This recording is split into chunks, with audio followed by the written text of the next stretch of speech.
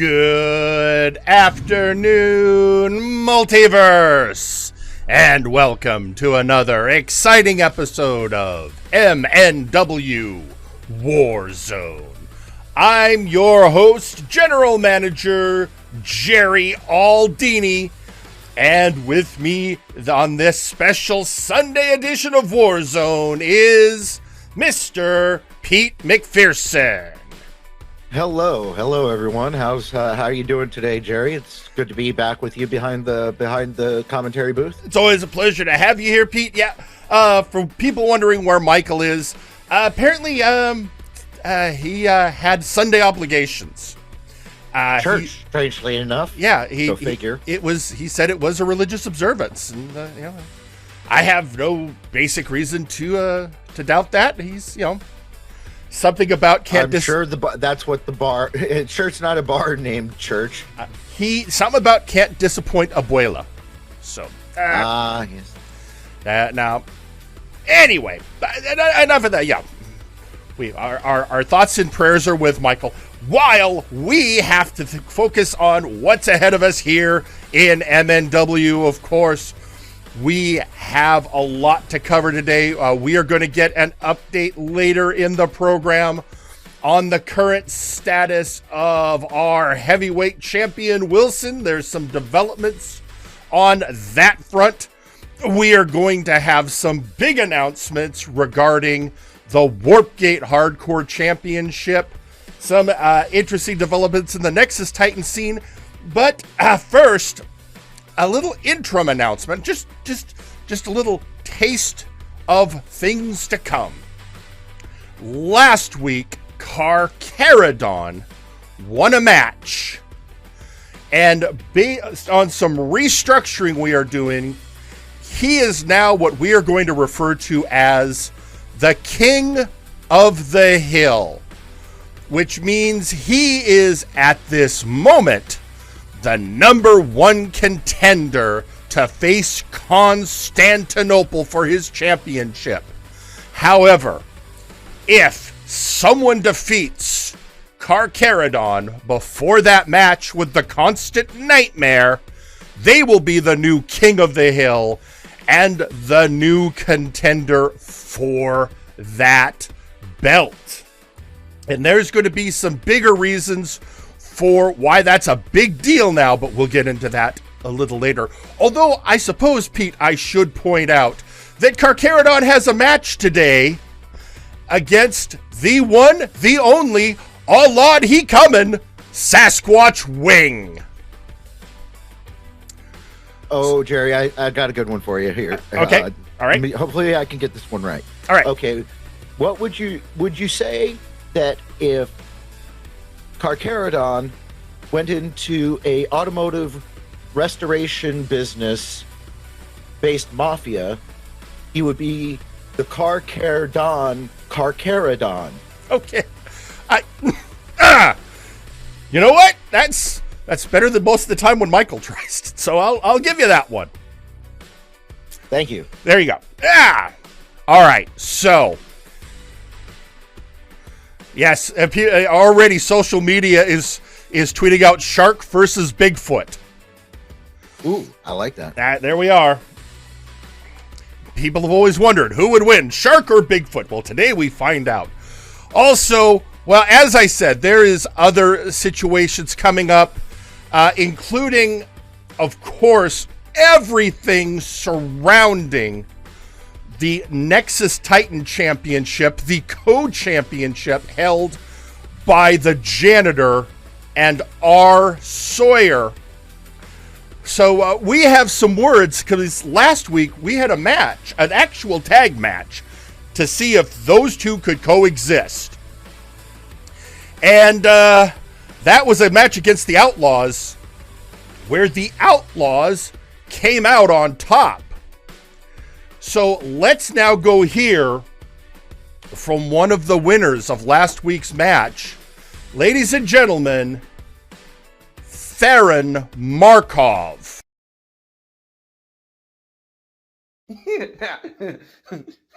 So here in Probanog, I told you it was going to be painful for you.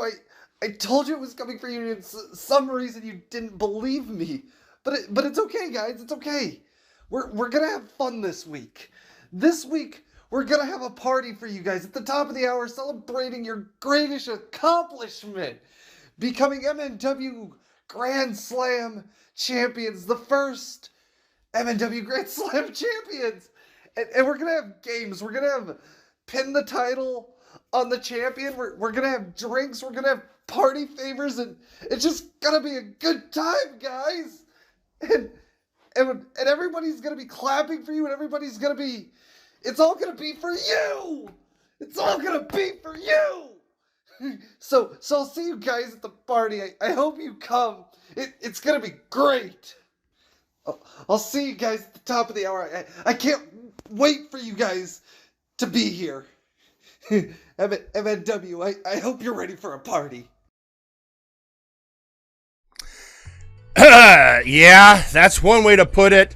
So, actually, Pete, with no further ado, we should probably get to that party he was referencing. I suppose so. Yeah, so let's head down to ringside. And there he is. I will delete you. Theron Markov of the Outlaws, here to celebrate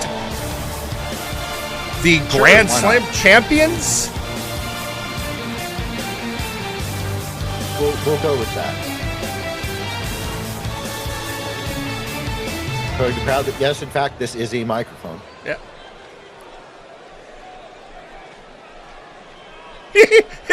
Oh boy! Oh yes, ladies and gentlemen, listen up. Right here, right now, we are here to celebrate a historic occasion in wrestling history with the first ever double Grand Slam clean sweep champions. Where against all odds, these two managed to somehow complete their challenges and both hold the Nexus Titan Championship at the same time. Despite the fact that they then immediately lost to CGR Killer and I last week in their first attempt to cohabitate. Great job, guys. Great job. But, all right, that's it. That's all the celebrating we need. No, we're done celebrating, folks. We're done. That's the celebration. Give your applause. Now, we beat you. Boys, I won. So, I think it's only fair I get that shot. Well, somebody's heard that message. Yeah, somebody's about here to clean up any confusion.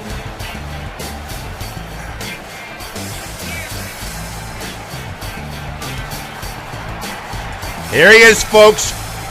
One half of the co-champions of the Nexus Titan Championship, the Janitor. This is the man who's done. I'm sorry, what? The cleanest half, by the way. Cleanest half, and this is a person who's basically done it all. He's the first ever double champion. He's held every singles title we have to offer. He's held tag gold. He's been the multiversal heavyweight champion. And now this.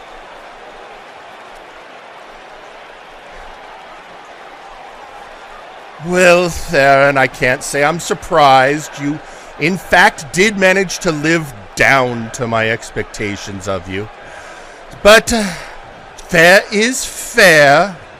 I am willing to accept this challenge if you, Mr. Markov, are willing to play fair. What? Oh, you're a riot. I'm sure. That's what the Outlaws are known about. We play fair, but we play for blood.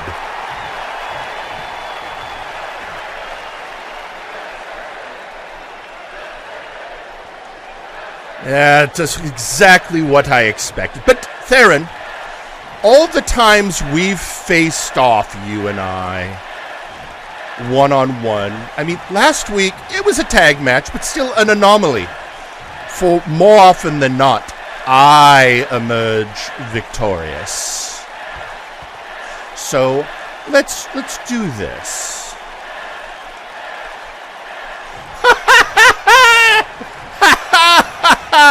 You know what? Whatever, because you know what? You got that other weight around your neck. That what is he? The future boy? He's going to be more of a problem for you than I am. Oh, you mean my fellow former multiversal heavyweight champion, multiple tag team champion, trios champion, Sawyer? I'll admit it's a little difficult. We both want the spotlight after all, but I assure you, he is as dedicated to seeing us through this as I am. If that's the story you have to tell yourself to sleep at night, Janitor, why not? You know, I gotta say, I like you better now. That crown, I guess it was stupid, all right? And I don't mean that just to be a pain in the ass, but to point out how the mighty have fallen. Oh, how droll. Another person bringing up my history as if it's going to be some thorn in my side. Have you not heard me pointing out I am happier now than I've ever been in my entire career? Because I am. I am comfortable in my own skin, boy. How about you?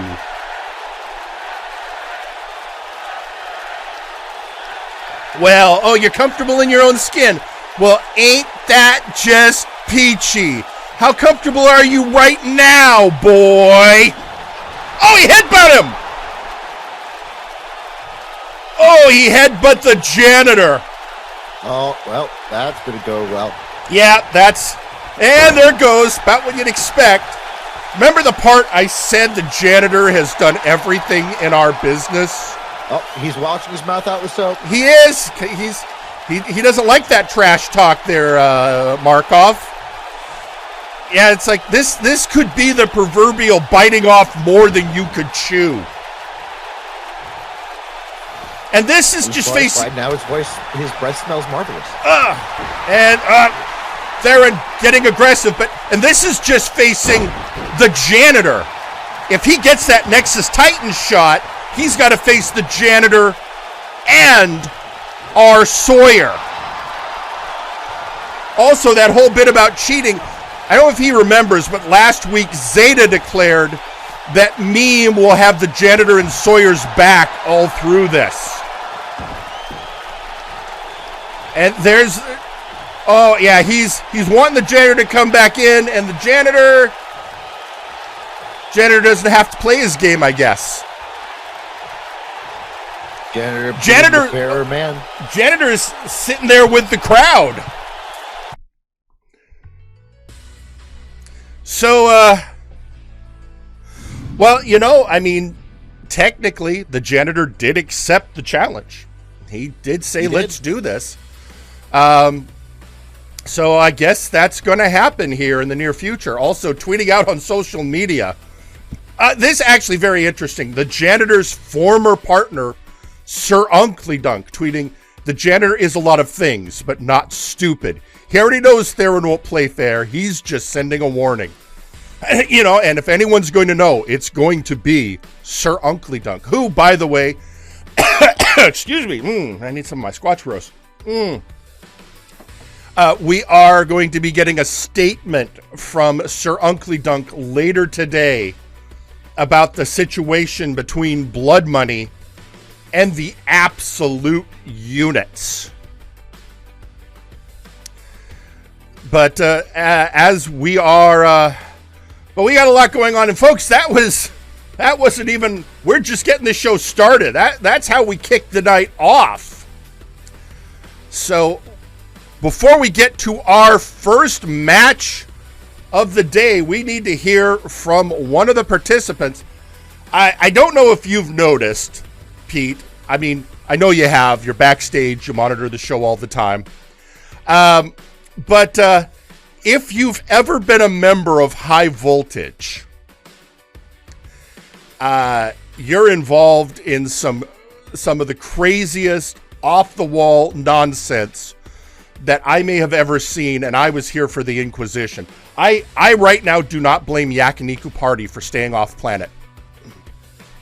Yeah, I'm sure he's got better things to do. Yeah.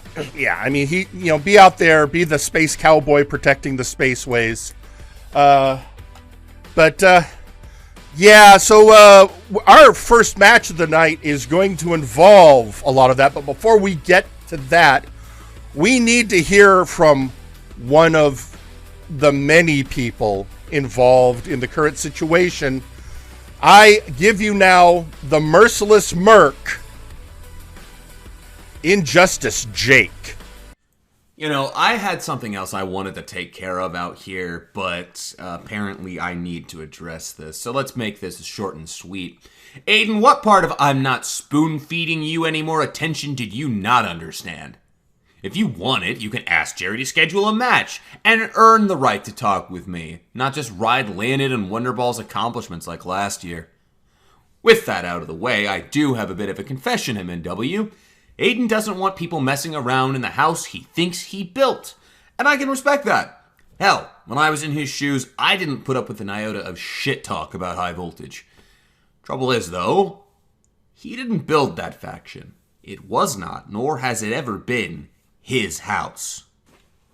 What he wants to call indecision on my part, that is, caring for the people who could build a proper legacy for that faction, means that emotions like that must not compute fully for my wayward cyberpunk protege.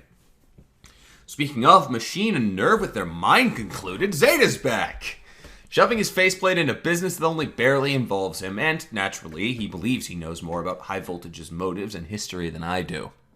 But, Zeta, while you subscribe yourself to that delusion, could you grab the Zacko that stuck it to Chazz and pinned him at Multiverse 6 for the title? I could really use him right about... Oh, wait, that didn't happen. I ate that pin. I ate that pin because Chazz losing meant more to me than getting back on top of the mountain. And very little on that front has changed. But if we are going to settle this, you deserve to know that I'm not going to martyr myself like that again. You are many things, Zeta. Ignorant is not one of them. Which is why I am asking you to recognize who had the biggest knife twisted into his back, and more importantly, to see who stands to lose the most if we manage to put this farcical shit to bed and take him to task. I was hoping to get help cleaning the skeletons out of my closet, but I expect nothing for free. After all, High Voltage isn't the monument to your sins. Memes enough of one for you on that front.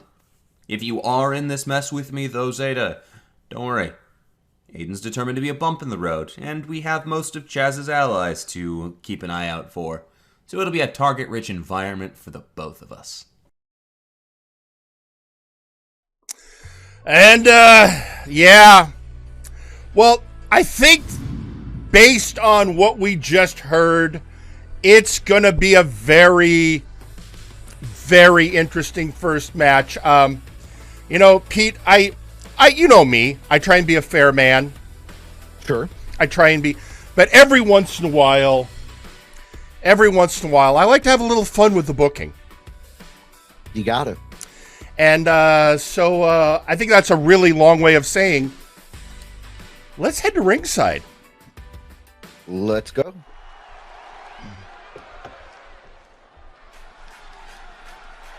Your opening match is scheduled for one fall and is a tag team match. Introducing first,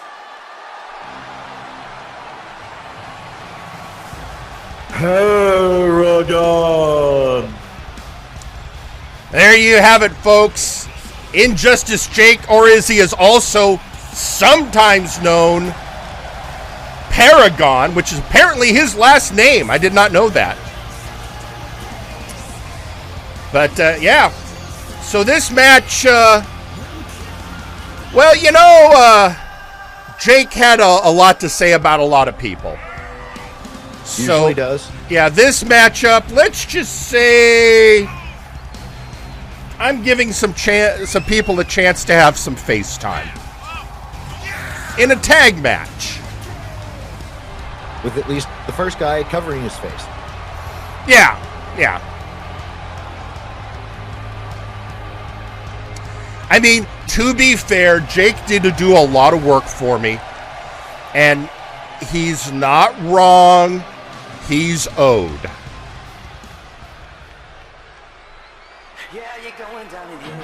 And introducing their tag team partner, Aiden Xero. Now, and this gets into where I had a little fun with the booking.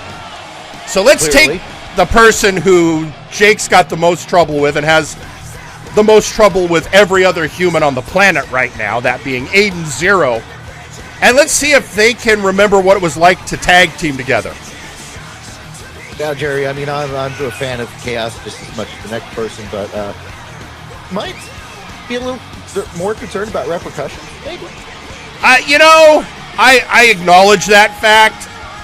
All right. But, you know, it's sometimes throwing people together in situations like this where they have to coexist can help remind them of their history and back when they used to be friends. And it could mend some fences, or we're going to see somebody sent to the hospital. I mean, both possibilities truly exist.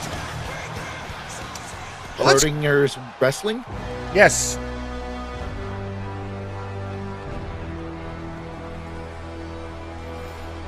And introducing their opponents, coming to the ring first, representing the Murder Cave, Chazz. And of course, who they're going to face. Now, here's the part where I'm giving a gift to Jhake. Because Jhake says his big thing is he's wanting to deal with Chazz. So he is going to be standing in opposition of Chazz Lee.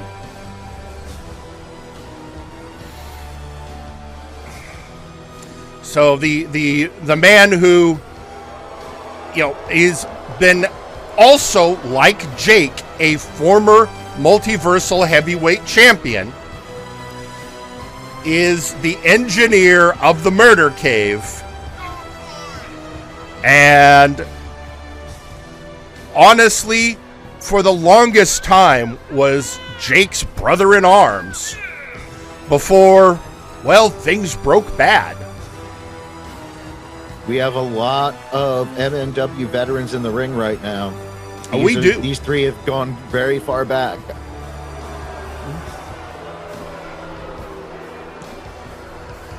But of course, in all of this, it is a tag team match.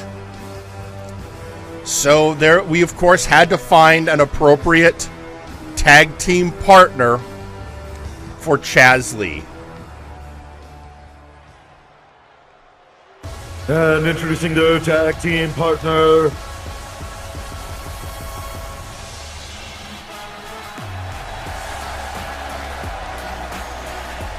Zeta. And I felt it was only fair if I was giving Jhake a problematic partner like Aiden, that I should give Chazz a problematic partner like Zeta. Now, for those of you... that's going to get interesting. It is. Now, for those of you who might be new to MNW, Zeta is a robot from the future built by a future variant of Chazz Lee. He and the current version of Chazz Lee, let's just say they don't get along very well. But that Chazz... King of the understatement there, Jerry. Yeah, Chazz Lee, I mean, Zeta did join High Voltage to try and get to know Chazz Lee, to get close to him, and it did end up with Chazz betraying High Voltage and the formation of the Murder Cave. So an awful lot of high voltage going on in here. Well, that's a whole... You know, it's interesting. Oh, here we go. And there's the bell. I suppose it's worth pointing out that every person in this match has held the Multiversal Heavyweight Championship, except Aiden Xero. And we see how that's treated him. Mm-hmm. One of the most stable men on the roster. Yeah. I mean, he's got a perpetual warning from the Janitor about making messes in places. Oh, there we go.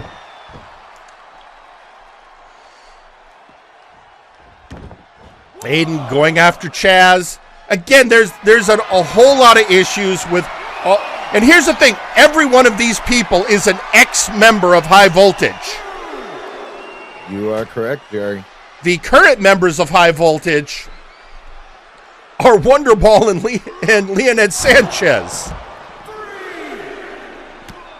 The times they are a-changing. Going after the head of Aiden Xero. Oh, right in the breadbasket. Up to a 6 count. Aiden gets back in the ring. Chazz follows. Oh, cheeky kick to the shin.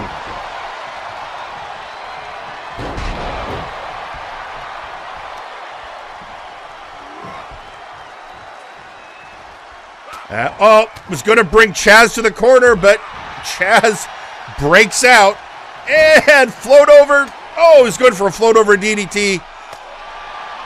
Blocked. Just a float over. Yep.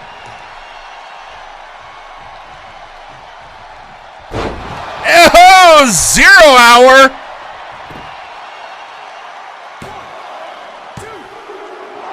Get a really quick. Got it too. Yeah, kick out it, but pulling the 0 out early. Oh, now he's got divided by 0 on him. He's busting them all out real early. And Zeta trying to get in to break it up. Jhake tried to block him to no avail. Sending Zeta out of the ring. Now back to Chazz and Aiden in the ring.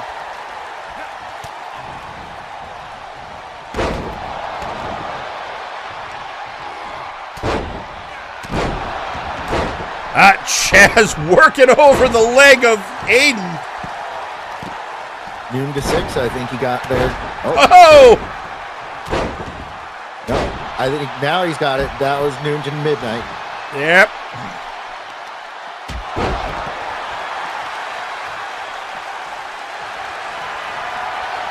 Meanwhile, Jhake and Zeta still fighting outside the ring. Well, and meanwhile, looks like Aiden in a lot of trouble. Now running in interference. You've got both Aiden and Jhake in the ring with Chazz.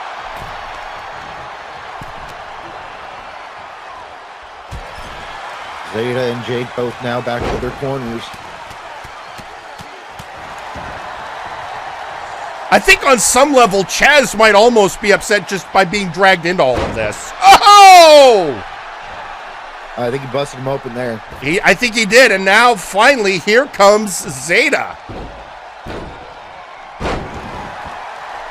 No real love lost between any of these men right now. Not really.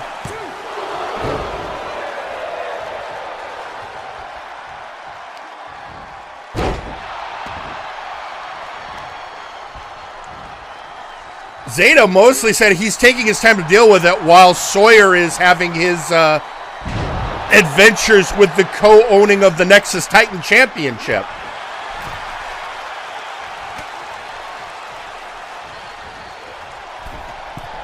Zeta getting him tangled up in the ropes. May have messed up the leg of Aiden Xero. Aiden really needs to tag in Chazz Lee. Or, not Chazz Lee.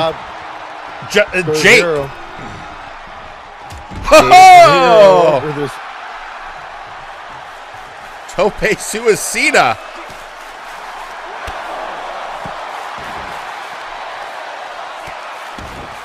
There, see that crimson mask growing on Aiden Xero. Oh, bouncing to the bot off the turnbuckle. Going up for the tag. Well, after all the beating that Aiden took, that's the smartest thing he could do. Jhake now sending Zeta back into the ring.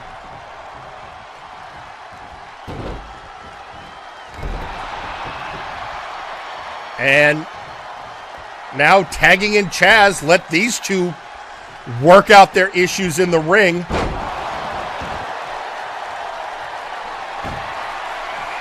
Here it comes. Chazz is setting up for it. 2. Kick out at 2. Yeah. Oh, did Zeta just do the robot? You mean, did he do a hymn? The dance. Oh. It's like he was dancing in the ring.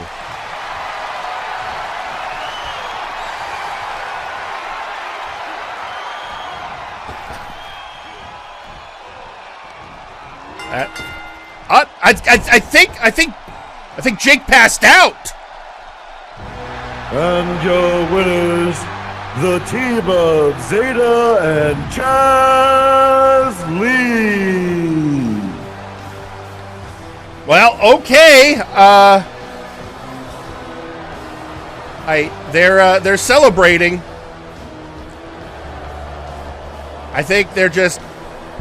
No, they're just punching their hands against each other very aggressively. Yeah, they're aggressive hugging. Aggressive celebration. They're each trying to take credit for the win. And wait a minute, what's that? And Zeta just punched, kicked him in the nuts, right below the belt, or as my old coach used to call it, a wee bit of testicular pugilism.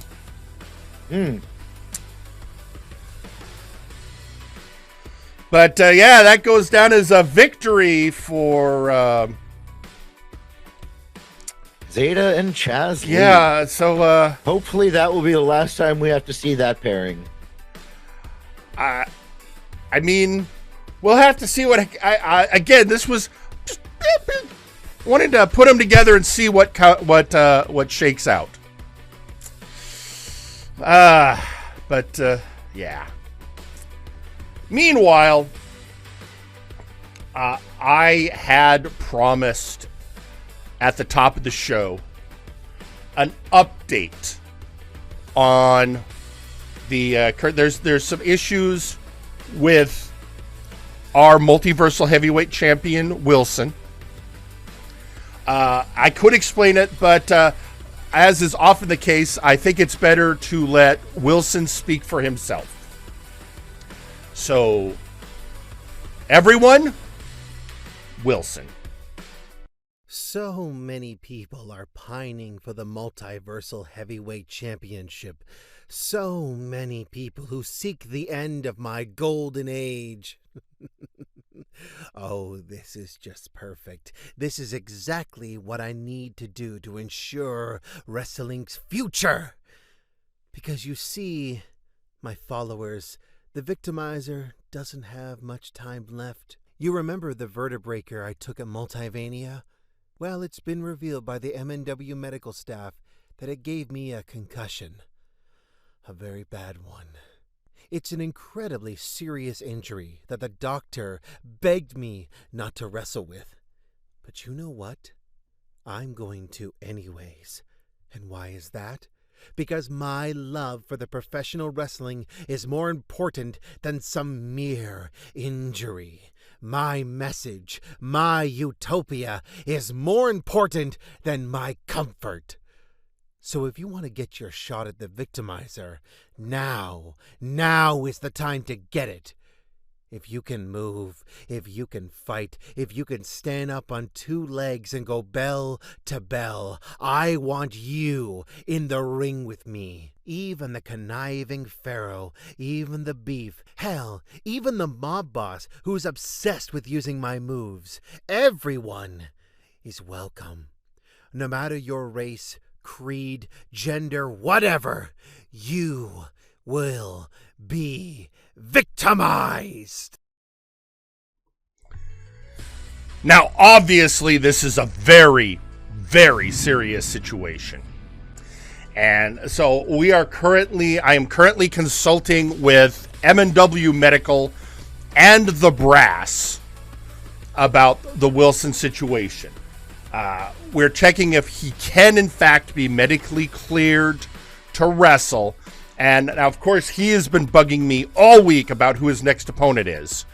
I just, at this point in time, I have to consider both what's good for the company, but also as a general manager, I have to worry about the condition of the wrestlers.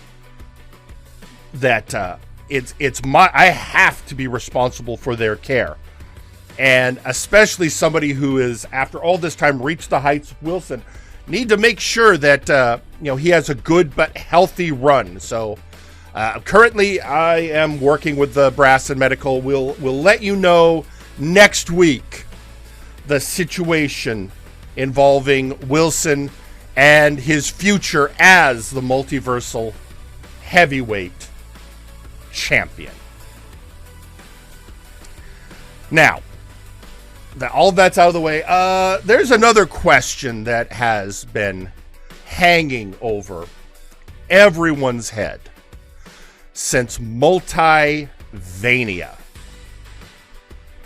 And that is, what exactly is going on with the seventh seal that was opened by Dr. Grimm? Because that's obviously, I mean, Pete, I'm sure you're concerned about what's going on with the seventh seal. Oh yeah. I mean, anytime something involving Grimm, most of us need to be concerned. All right. So we're going to get an update on that, but we're going to get an update from an authoritative source. So with that, why don't we head to ringside? Let's go. And let's hear from the Storyteller. Oh boy. Sit a while and listen. I know you all have questions about where we are with the seventh seal, so I will explain. I took a page out of Dr. Grimm's book and pulled, well, there's a term. Are you familiar with a Xanatos gambit? A situation where, regardless of the outcome, it favors you. Grimm does that all the time, and so now do I.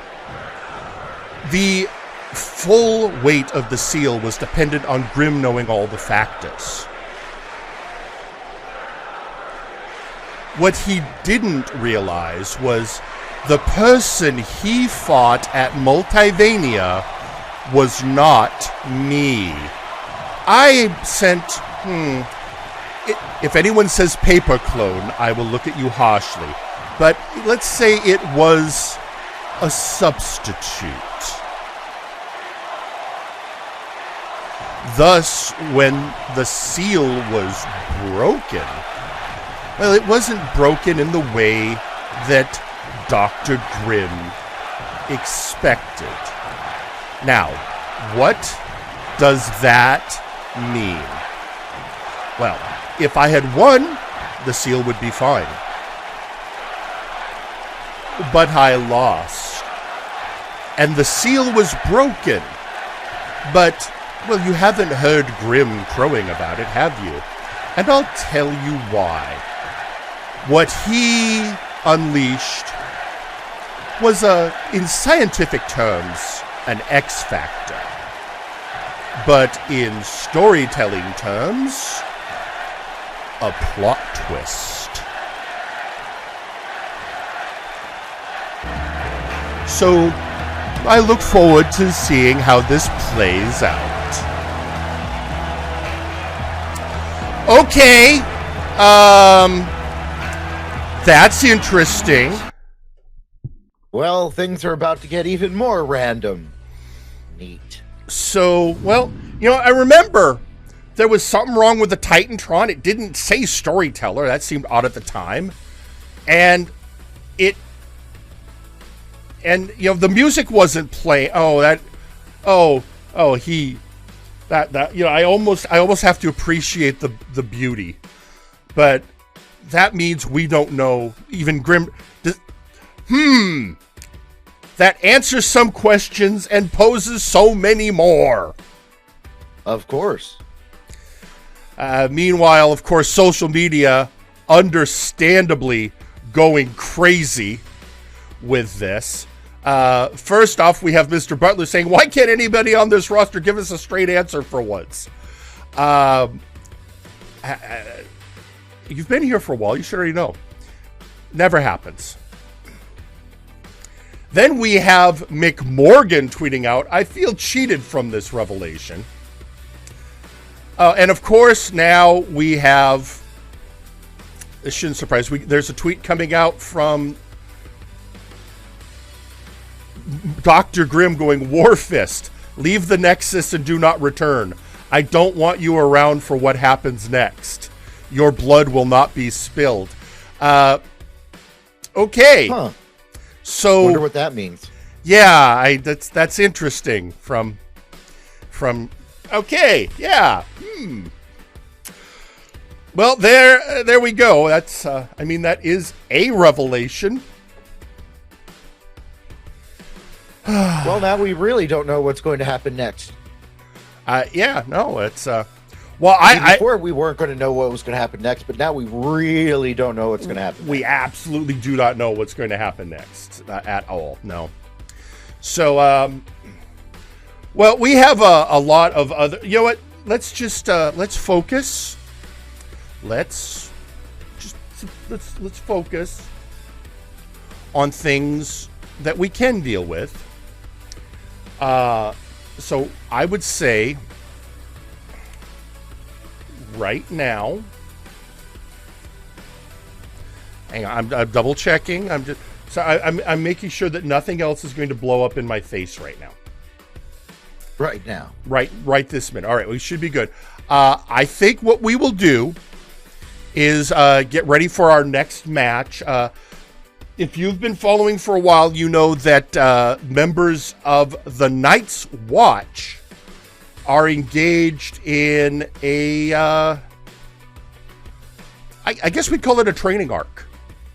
Training arc. Yeah, they are members of the Night's Watch are facing other members of the Night's Watch for training purposes. We had a fatal four-way match that Todd Bagman, really, if you think about it, unsurprisingly, Todd Bagman came out the winner. Last week we had Whitney Lee versus Alistair Evergreen,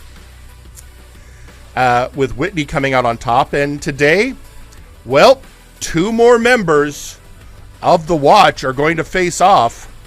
And I think that with that stated, the best thing we can do is head to ringside. Let's go. The following is a Night's Watch training match. Introducing first, Gunner.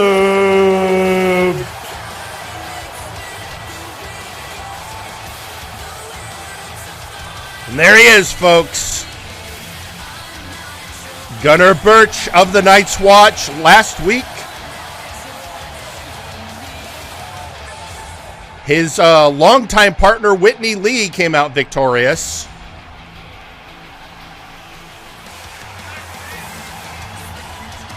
Now he's hoping to do the same. Yeah, I would imagine so. But,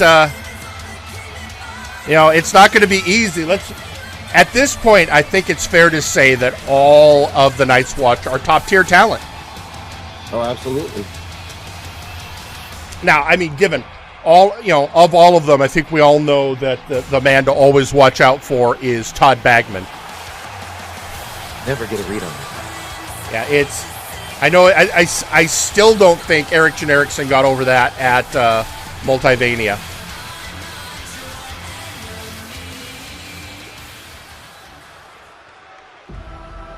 And introducing their opponent,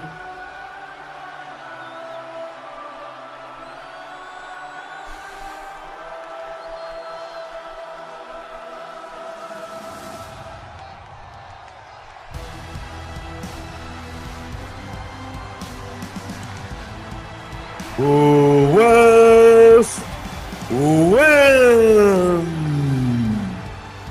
And blessings be upon you. It's West Wind. And upon you as well. I gotta wonder. I've been Trixie and I have been watching this thing on the streaming. Good Omens. I wonder if that's something Westwind enjoys. You know, it involves angels.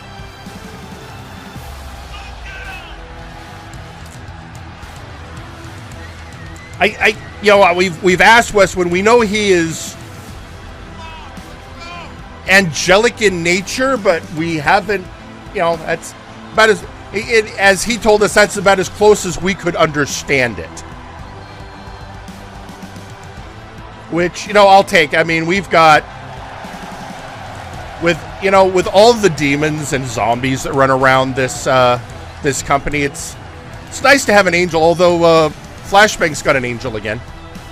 I mean, yeah, he's the angel of fear, but whereas we've got Westwind.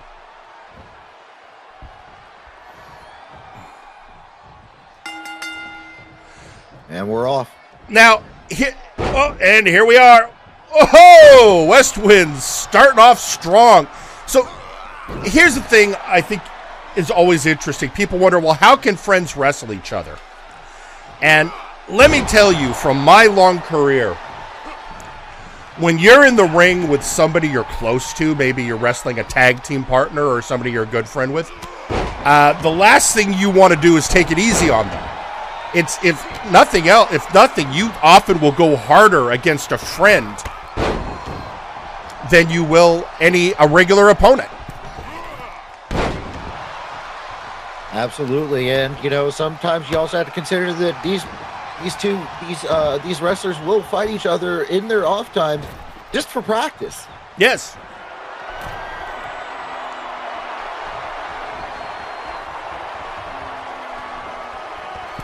And oh wow, Westwing gonna fly. Crossbody.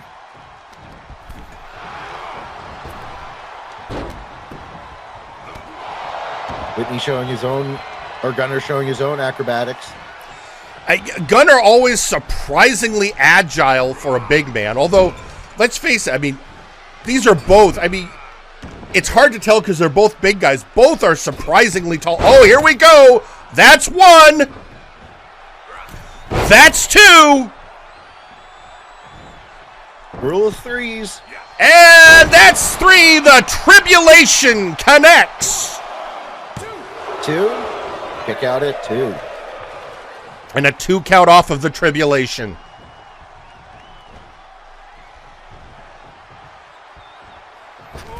Whoa, going for another mid-rope moonsault, but Gunner pulls a Samoa Joe. Nobody home on that one. Oh! Going for the pin right in the corner. Two.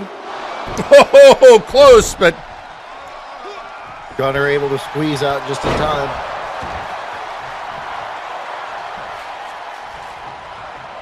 That, by the way, was the heaven word that West Wind used. Now Gunner making his comeback. Going for the pin. Two. Kick out at two.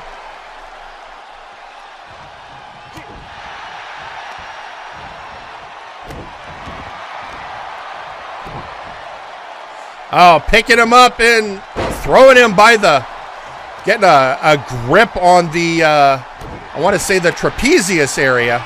Oh, knee shot. Oh, going up. Oh, thinking better of it, going down for some strikes. Takedown. Yeah, Gunner moved, and that did change the mathematics of the trajectory. Another moonsault off the middle.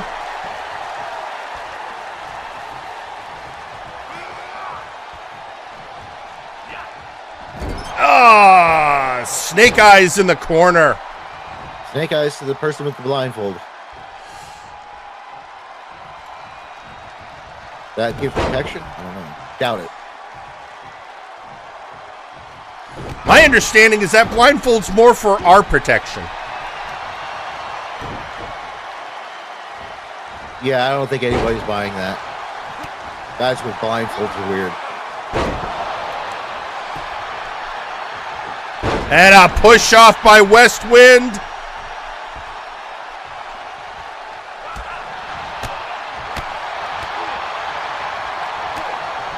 Now just strong series of kicks. Resetting up Gunner. What's he going for? Again with the moonsault.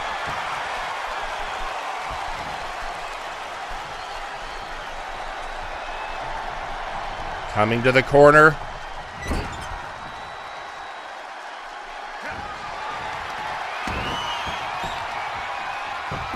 Lining him up and... Oh! That was an impressive... And your winner, West Wind. There you have it. So in the training arc, West Wind with a win, and of course, the good sportsmanship between the Watch members. Absolutely. You know, this is a trading match, and you can see some good results from it. So there you have it.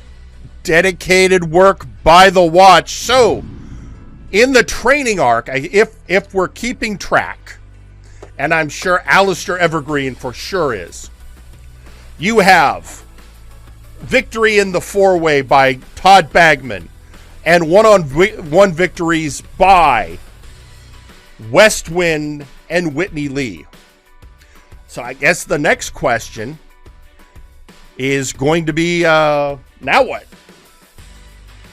What's going to be the next? We'll have to see. We'll have to see. I guess they're doing the calculus back at the compound of. I suppose the castle. They are the Night's Watch. I like to imagine that their headquarters is an actual castle. Yeah, no, that checks. Yeah, I mean it's. So, meanwhile, a lot going on in the tag scene. Of course, our current tag team champions are the Dark Lords, and we have a active best out of 7 series going on between Shoot Nation and Spectra Sonata, which is currently tied at 2-2. They've had 4 matches out of the 7.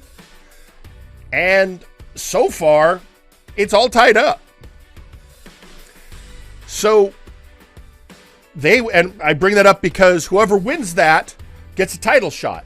But you got other teams coming forward saying, well, wait, we got to wait. Why do we have to wait for these guys? So, a lot going on there.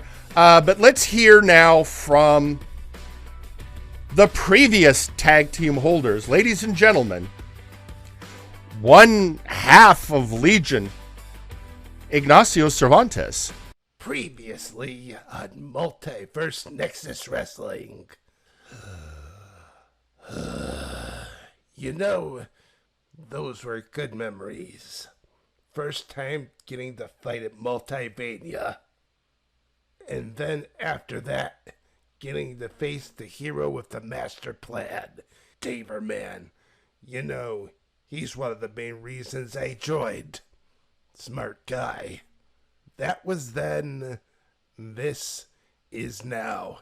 All I can think about is 2 hands, 1 sword. My only choice is to turn into Nightmare and lay waste everything in front of me. You're saying there's another way? I didn't think that was even possible for me. You're saying that just like you, I must be worthy of it. Oh, that changes everything. Either way, I need to train in the squared circle. 2 hands, 1 sword. Time to make the chimichangas. Well, that was awkward. Which, when you think about it, it's fair with apparently he was talking to someone. Huh. Yeah. Anyway, you know what? That I could be weirded out, but I've seen weirder things today. Yeah, no, this is true. So, at this point, once you've sat in a meeting with Constantinople, and over the last week and a half, I have sat in a lot of meetings with Constantinople. A lot of other stuff just seems like standard fare. In fact, speaking of Constantinople, there's a social media tweet by him stating, "'Tis a strange multiverse where I make more sense than the awkward luchador." He's not wrong. Wait, which awkward luchador? I'm pretty sure there's more than one. That's true, but I think the one we just heard from, Ignacio Cervantes. I think, right. Like I said, I've had a lot of meetings in the last week and a half with Constantinople, and I hate to say it, but I'm going to say it.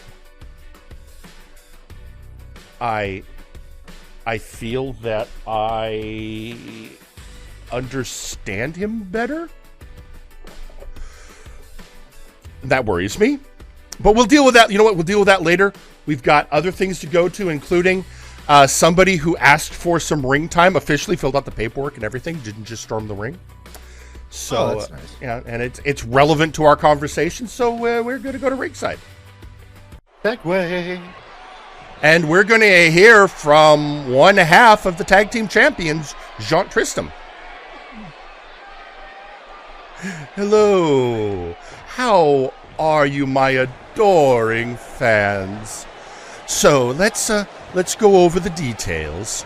Now that XR, Kuhn, and I are champions, and Earl King is decided to step away and let XR and I handle it.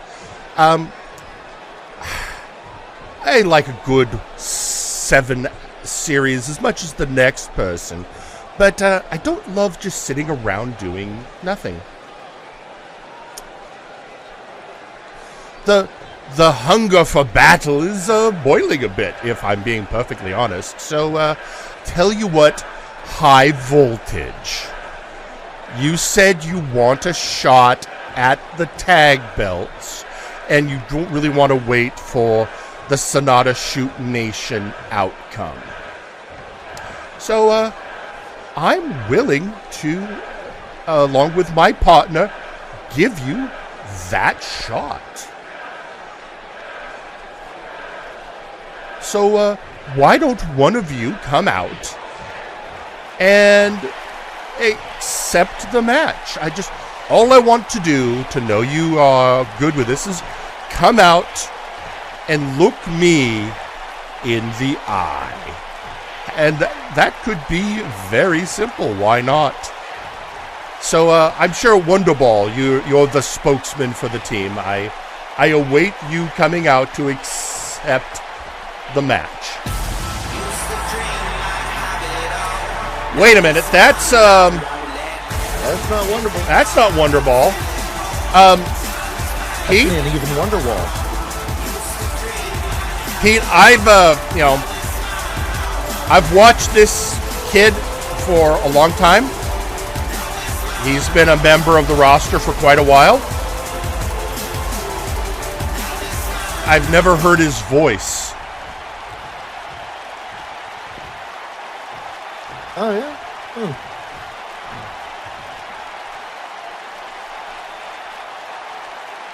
Well, finally, we're getting somewhere.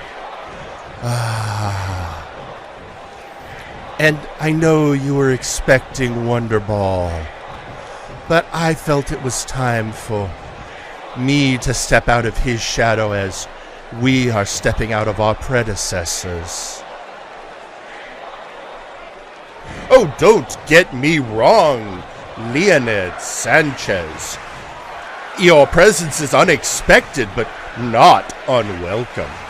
I said one of you come out, and I'll be honest. I'm almost honored to be the first person you apparently have ever spoken to outside of your tag partners. My people are very prone to only speaking to those who matter, to those for there is purpose. And I give you the honor, Jaunt Tristam, of letting you know you and your titles matter. Well, on that we can agree. So, I guess it's just time for us to settle it, get the contract signed with Mr. Aldini, and then you can be the next to fall before the Dark Lords. That is not what is going to happen, Jaunt Tristam. Not only are Wonderball and I going to end the Dark Lord's reigns, but we will submit and cement that we are the true high voltage. How wonderful! While all of your predecessors are chest-pounding and posturing, you and your friend are stepping up to get the job done. It's almost cute. Of course, you have to face the insurmountable odds of the Dark Lords. I am an exile from my people, Jaunt Tristam. I have faced insurmountable odds before and come out on top. I can do so again, and so can Wonderball. Oh, I love overconfidence. It tastes so sweet. So, you will face the Sith Lord and I in the ring. I look forward to making you bleed. I've never tasted alien blood. So, I look forward to our matchup. Don't worry, I'm sure there'll be enough of you left to carry on the broken legacy of high voltage after it's all done. But for now, I have to go and prepare for the victory celebration after we break you. Well, there we go then. Yep. That's the thing that is now going to happen. Yeah, I mean, at first my understanding was the Dark Lords were willing to wait because they thought it was going to be a slam dunk win for Shoot Nation in the Best of 7 series, because they didn't expect the fight that Spectre Sonata was going to put up. But now I guess they're just tired of waiting, and High Voltage stepped up, so why not? That is definitely interesting. But yeah, I'll work. I'm gonna work with booking, and we're gonna get that match set up. I don't think contracts. Yeah, I don't think we want to wait till the next pay-per-view. That's not going to be till September. So, meanwhile, tweeting out on social media, the Janitor saying, "Never look a vampire in the eye. That's how they dominate your mind. Here's hoping Leonid is resistant." That's a good question. Or at least half of them is. Yeah, that's a great question there, Jack. I mean, it's the question of how exactly does that work? I mean, we know that Leonid is half alien. Maybe there's I don't know. He just closes one eye and he's good. There you go. You also have a response from Jaunt Tristam saying, "Funny you say that, Janitor. You remember what happened to that Minotaur?" Ooh, that's a deep... Ooh, that was... I don't think the Minotaur has gotten over that. If I'm being perfectly honest. Well, there's only usually one time when a Minotaur gets over something. Ooh, when they die. Yeah. Also, oddly enough, we're hearing from, you know what? This is kind of funny, coming from Mr. Enigma, saying, nice to hear Leonid's voice. Most of us may be quiet at times, but we have our moments when to speak our minds on certain things in the ring. We've only heard from Mr. Enigma once. And he only said 4 words. You remember those 4 words, Pete? No, I do not. Yeah, he told, I want to say he was telling Constantinople, the 4 words were, you talk too much. Oh, right. Yeah, so that was, yeah.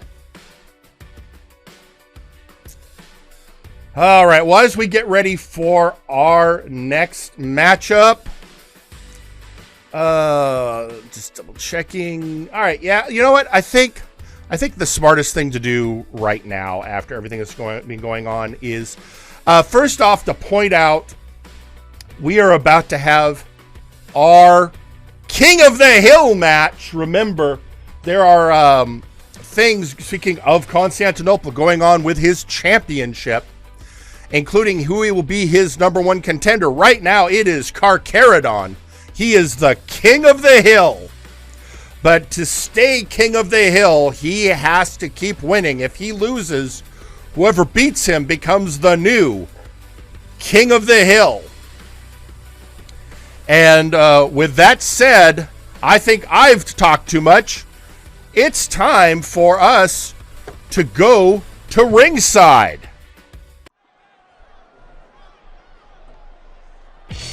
The following is a King of the Hill match. Introducing first,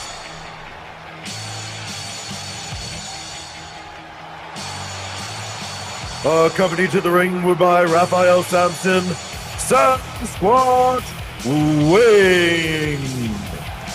There he is, folks. Sasquatch Wing. High flyer, proprietor of Squatch Roast Coffee, certified airline pilot, and as far as I know, currently the only working Sasquatch in professional wrestling. Also, kilt enthusiast. True.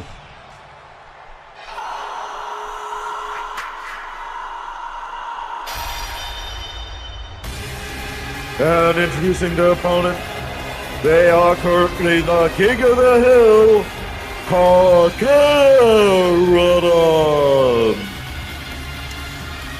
So we have a Sasquatch versus a Shark Demon.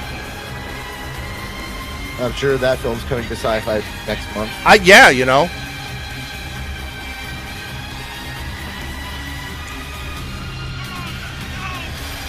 Carcharodon actually been doing, you know, got off the schneid with that win that got him here. Now he just has to keep his win streak alive. Otherwise, the accolade goes. By the way, Caliburn has let me know we should be seeing the finale of the Brawl for You All very soon on MNW Blast, which that Sasquatch Wing has been part of that tournament and may still be a factor in the finale,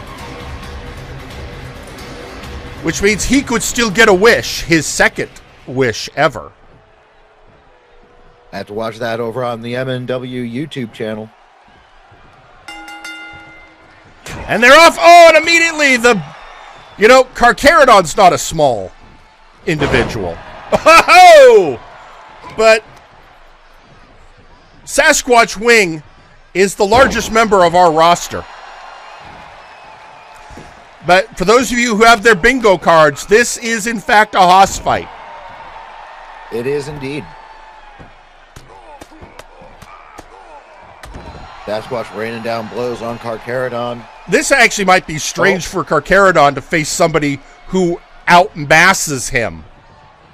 Deadlift military press. And dropped him.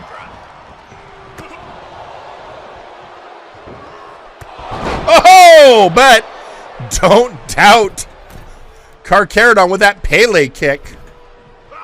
And remember, Carcharodon isn't just a shark demon. He's a luchador. A lucha shark demon. I mean, that's... Which, unfortunately, you know, as part of luchador training, that does mean he's also a super scientist. Because, as you know, all luchadors are schooled in super science. How do you think he became a snake? Or demon? Shark demon. That's true. I mean, apparently at one point he actually was also human, but had informed us he excised that part of him. Oh! Off the top rope, Inzaguri.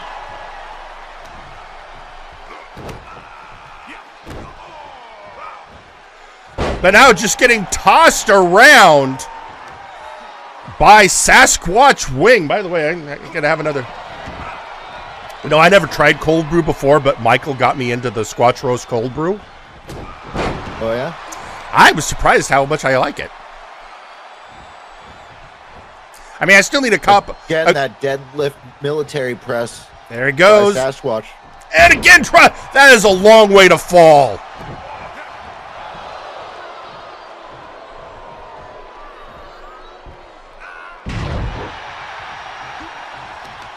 I will tell you, Jerry, the last 5 times I tried to go to the gym, the one thing I skipped was the military press. That is not an easy thing to do. No. Much less doing it from a deadlift position. It was my second least favorite move when I was training. Oh, that's first for me. Now squat thrusts. That was military press with my Achilles heel. Squat. Oh, this. Oh, no. Going up top, Brent. Oh, but Carcharodon, even on roller skates, managed to just get out of the way, but Squatch landed on his feet. Oh! Well, perhaps misjudged the distance there, but able to recover. Yeah. Snake eyes on the shark.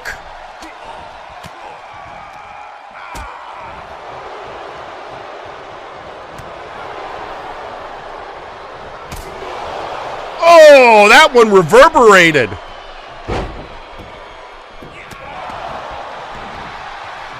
Sasquatch, headbutt ya. Kick out at 2. Picking him up.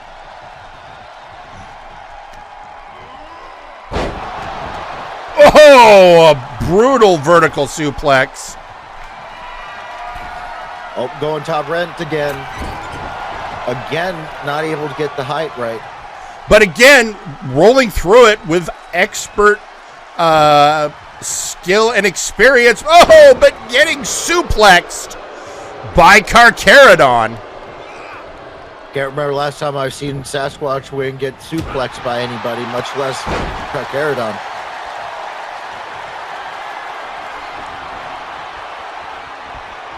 Whoever ends up being the winner of this one, it's going to be a hard-fought victory. Squatch was going for something, but then realized he was in a bad position and jumped out of it. Oh, I think he busted him open. The shark's blood is in the water. I think you are correct. Another military press. Oh. Oh, what's he getting ready for? Going up top again. Really been... Oh. All right, that time Carcharodon able to pull him off the ropes. Oh, but a quick retaliation. One more time. Squatch is determined to fly. Oh, Carcharodon gets out of the way. Sasquatch Wing has not been having any luck going up in the top rope. Nah, he was going for the Sass Squash, and Carcharodon knew enough to not be there.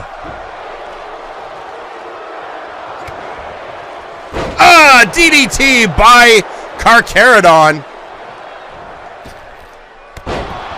Carcharodon's turn to use the top rope. Now he's going up top. Oh, Megalodon impact connects. Insult to injury. Still able to kick out at 2, though.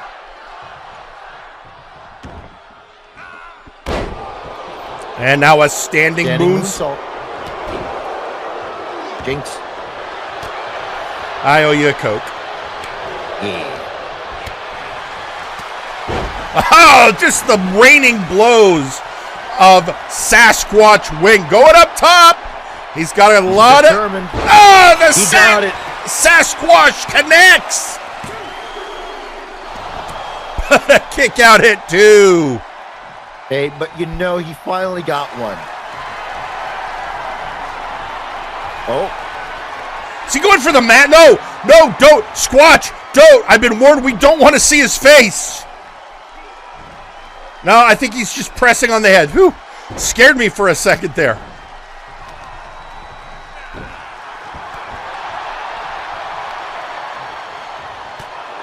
Oh. I think he bloodied the... Carcharodon got a rake to the eyes and is scratched. Sasquatch into bleeding. Oh, now he's going top rope. Onto the hard mat. Oh, I think that was an abyssal descent from the top to the mats.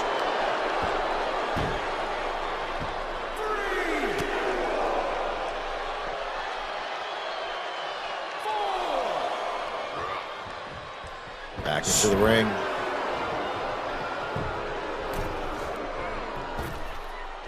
And our Carcharodon wants to keep his status as king of the hill. Scoop slam. Headbutt you. Going for the pin. The missing link connects and oh!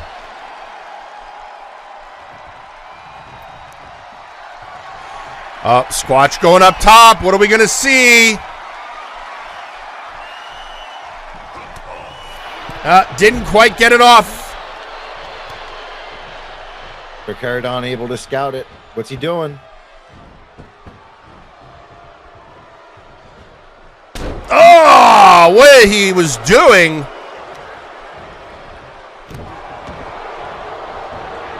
As vicious is what I tell you he's doing. Oh, no. Megalodon impact the second time. Is this going to be it? 2. 2, 3.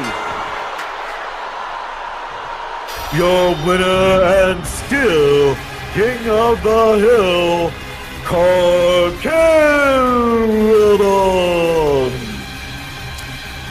Well, there he goes, folks. Carcharodon maintains his status as king of the hill and #1 contender against the constant nightmare, Constantinople. And later in the show, I will explain to you why that is a big deal. Very big deal. It's actually, you don't realize, folks, it's gonna be huge. But in the meantime, ladies and gentlemen, we have a lot left to go over in this exciting program today, but I should point out that MNW isn't just the best in wrestling, it's a business concern, and we have to pay the bills. So Pete and I and the rest of the roster will be back after this brief commercial break. Don't you just hate it when you're in a great one-on-one match, going up for a fly-high-and moonsault when you totally missed and eat more turnbuckle than a ravenous George the Animal Steel? Then you, my friend, might need to get your eyes checked. Hi, I'm former professional wrestler Dr. See It Coming, and we here at Eye to Eye Optometrists specialize in glasses, contact lenses, and overall eye health for the wrestling impaired. Our flexible one-of-a-kind contact lenses are guaranteed to fit all sizes and be a comfort fit even as you get your eyes poked out by your mortal enemy. We even have some eyewitnesses to testify how great these eyes are. Mr. Simon the Psycho, what do you think of your new contact lenses? Oh, God! Oh, there goes our new intern. Ha ha! Come on down and book an appointment with Dr. Seared Cummin, and you and I will see eye to eye. Sup, dudes? Do you want to look as gnarly as one of your favorite wrestlers on show who's holding one of the world titles from MNW? Well, you totally can, without even leaving your couch at Totally Tyler's Titles. For only $39.99, you too can own a complete replica of one of MNW's famous titles, like the MNW World Heavyweight Championship, the Tag Team, the Nexus Titan, the Interdimensional Championship, dude. So you can show off to your parents and show how gnarly you are, or you could secretly try and claim that you're formerly the title champion holder by holding a knockoff title. So come on down to Totally Tyler's Titles, where you can be a title holder today. No official MNW wrestlers are allowed to hold the titles if they're a replica, unless you want to talk to Jim in the back. What are you, blind, Rev? He clearly went for a roll-up reverse coil. This just can't be happening. This is some bull! Is this you? Well, even if it isn't, I'm sure many of you have met these kinds of people, just marking up the walls of your favorite shows. Don't worry, we have the solution. With the Mark Manager. Yes, with the Mark Manager, we clean up the big marks, small marks, marks you didn't realize that were there, and marks that have always been there. We've even updated our product to help you clean off the toughest of marks. Of course he was gonna lose the championship. If you'll look at my 42-page blog from last week, we can clearly see that the producers were going to have him. Hey, what are you doing? Ah! So sign up and get your Mark Manager today. And remember, with a little bit of, any mark is manageable. Fuck, it went up my nose! Hey baby, it's me, Suplex Sam, and I'm here to tell you about my brand new experience, baby. On the Suplex Express, we're serving up hot dishes and hot meals for all your homies. It's time for Suplex Sam, the soup made for me, baby. Sam I am. Tired of your lunches being soupless? Don't worry, baby. Suplex Sam's got you covered. We got all the flavors. Wonton Wilson's, the beef drippings, the Doctor of Alphagetti, and the VI Pheromone. And of course, the signature soup, the Plex, so you can have your Suplex any day, anytime with yours truly, baby. So come on down to the Suplex Express and get yourself a can of Suplex Sam. Are your heebies a jeebies? Are your ants in your pants? Do you get the butterflies in your stomach when you have to go up against a 400-pound, muscle-bound murder man who's trying to beat you in the ring? Don't worry, we have the solution for you. From the makers of the laxative product Let It Go comes the anti-anxiety medication Fuck It All. That's right, with a big old scoop of Fuck It All, you too can get yourself relaxed before any situation. Hand-picked and freshly squeezed from the teats of Tibetan relaxation monks. It comes with absolutely no long-term side effects. No, not at all. Yes, the anti-anxiety can make you stand up and say, fuck it all. Warning, this product may contain extreme doses of caffeine and methamphetamine. If consumed by more than one human, those two humans may or may not cause to duel or explode, and this product is dairy-free. High Flyer Airlines is the leading air carrier for all professional wrestling. We customized our planes to fit the biggest of egos. With fine velvet and leather seats, a custom-made full banquet by Chef Manatee, and a working vocal booth, so you can make your promos while you're on the go. Wait a minute, this isn't a bathroom! High Flyer Airlines. We're leading the air in wrestling care. I'm stuck inside the booth! Introducing Mizuki and Nero action figure dolls with intense hand-holding couple action, maximum lewdness. Watch the world's deadliest power couple have intense action conversations. Honey, did you take out the dog today? I ate the dog! Very good. Oh yeah! push the buttons on the back of both action dolls to get both of them to be the purge or purge. The new Mizuki and Nero action figure dolls. Each sold separately, but then put together as a couple. And we're back. And with that, our bills are paid. For another week. At least. I feel bad for Flashbang. They, right. Because of those entrances. They had it all fixed. The Doof joined Apex. Now they got somebody else. Apparently Artemis is now doing the big pyro entrances. Can't get away from them. It's a curse. But maybe it is a curse. Oh, it could. Yeah. It wouldn't be the first time around here. I mean, they did just have actual wrestling Satan, Lucius Constantine, come back. It's true. And apparently he's not happy.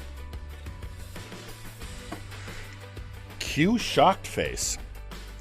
But speaking of people who aren't happy about things, there's been a lot going on of late that mostly involve the members of the Absolute Units and, oddly enough, Blood Money.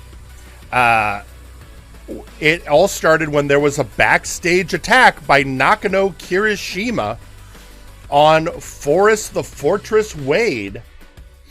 As for developments on that, let's go. There was a press conference held earlier this week by Blood Money leader Sir Uncle Dunk. Let's go hear from that now. Yes, everyone, I know. There was an incident last week involving Nakano and Forrest T. Wade.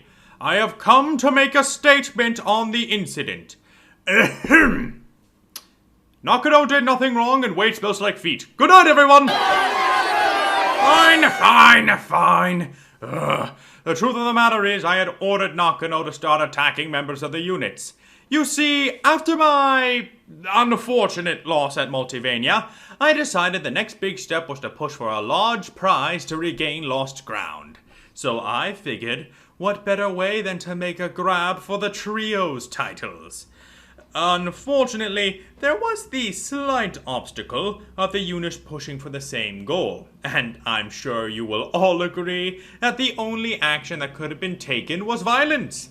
I have plans for the units, and with Max gone, they really have no one left that can honestly put up a fight with us. Who knows?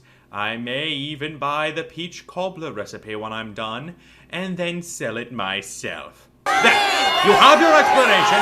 Now get off my property before I release the hounds. All right. You know what? I'll put up with a lot, but threatening the peach cobbler? Well, if you think I'm incensed, wait till you hear from Forrest T. Wade.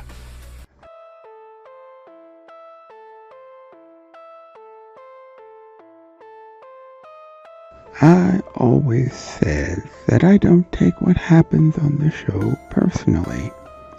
It's a business, and the show must go on. However, when Kmart Lex Luthor sends his roided out Fist of the North Star wannabe flunky to hit me in the head with a chair backstage, Mama Wade's baby boy finds it a little hard to turn the other cheek. Uncle, you want a shot at the trios for you and your cohorts. Understandable. However, instead of working your way up to that point, you figured to just push us out of the way and take our spot. Come closer and turn your volume up. Not gonna happen. Match after match, month after month, year after year, we have worked and fought our way up from the literal bottom to earn our chance. And you think you're just gonna take that away from us? Just who the hell do you think we are? And for the record, Max is still a unit. We train together, and he still comes over for dinner. And if we help him train, don't you think he helps us out? Now, let me give you some advice, and I'll put it in terms that I think you can understand. Your mouth is writing checks that your butt can't cash. And you should be very worried should we decide to come and collect. Oh, and you should know, those 3 chairs that Nakano bent over my head, I asked the janitor to put them aside for me. I told him that we would pound them back into shape for him. Be seeing you.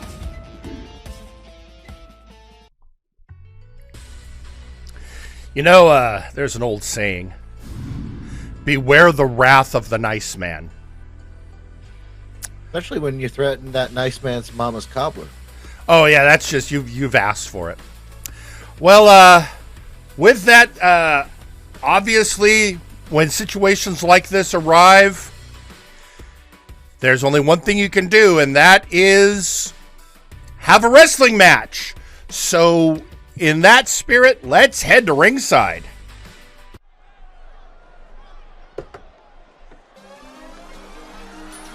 The following match is scheduled for one fall. That is a tag team match. Introducing first, the Absolute Unit. So here they come, Forrest, the Fortress Wade, and Absolute Washington. It's important to remember, these two are childhood friends, along with TJ the Mint Gable, who have trained together and risen up the ranks of the wrestling world together. And now, well, they got a reason. Blood Money declared war, and they threatened the cobbler. Do you know how angry Michael would be right now if he was here? Livid. And introducing their opponents,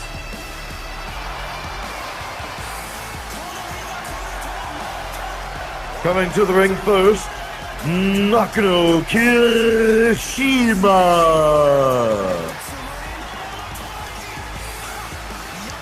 The Crimson Delinquent, Nakano Kirishima, who last week attacked Forrest the Fortress Wade backstage. Now we know, on direct orders from Sir Uncle Dunk.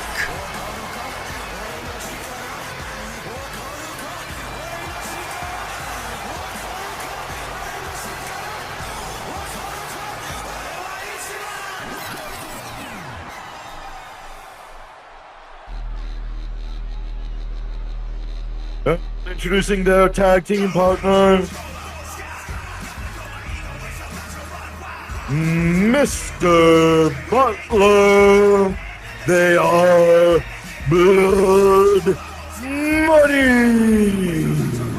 So here you have, we're also going to hear after this match from the Ultra Devil, because he and Mr. Butler have been having, well, they've been having a little bit of a back and forth. Let's call it that. Oh, God. I mean, oh, good.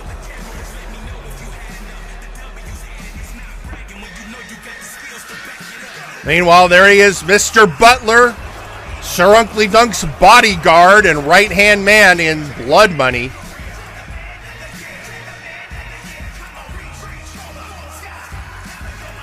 Makes sense that Uncle would set his sights on the Trios Championship. The Trios Championship, of course, being a cross-brand title currently sitting with Vaporwave over on Flashbang. And we're off. There goes Nakano. Right now, the next time we have a Warzone shot at the Trios belt, the Absolute Units have won that shot. Tag made.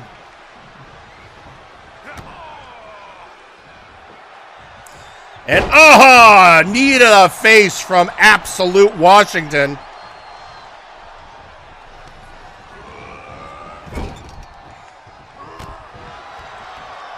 Yeah, Nakano Kirishima has had a whole new attitude, a whole new level of aggression since he came back from Haas camp.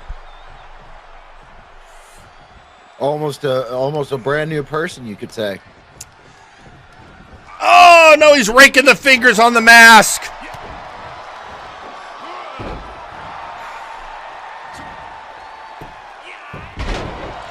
Flip over by Absolute Washington. Oh, scooped up by Butler. What's this going to... But he... Oh! Floats over into a reverse DDT. Tag made. Fortress now in. Butler keeps trying to tie up with Forrest, and Forrest just pushes him off. Oh! Using those ropes to hold him in place while he just knees to the ribs. And then, oopsie daisy. Back in Absolute Washington, but Butler tags in Nakano. Probably a good move after that barrage by Forrest.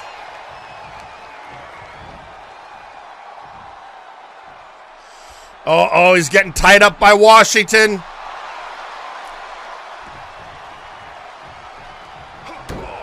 Oh, and drop punches, and there's the rule of three. Oh, he's going to stretch to that hold. Yeah, stretching him out again.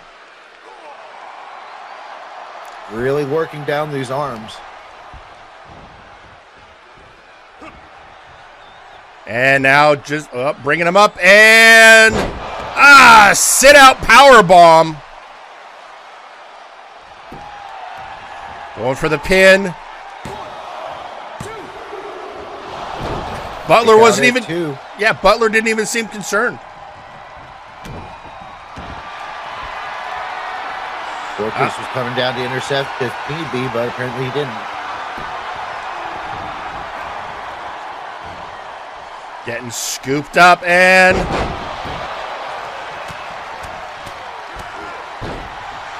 Breaking at the eyes.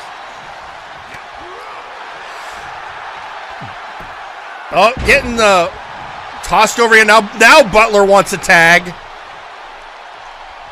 Tag is made. Now it's Absolute versus Mr. Butler.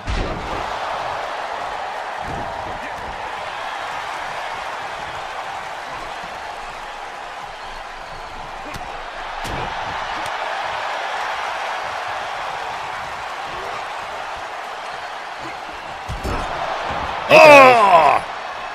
And in comes Nakano again. Both teams being very strategic in their tagging. Going for the pin. Kick out at one by Absolute.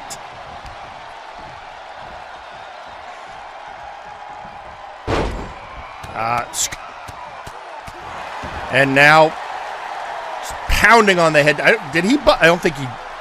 Trying to see if he busted him open or not.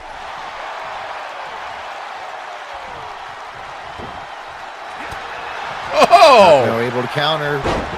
Just reversal after reversal after reversal. Float over and a reverse DDT. But now it looks like Absolute has decided it's time to bring in the Fortress. Ladies, there the taxman cometh. Oh, stunner.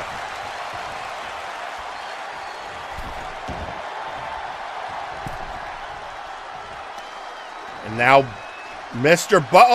Butler taking a page out of Absolute's book and stretching out Forrest.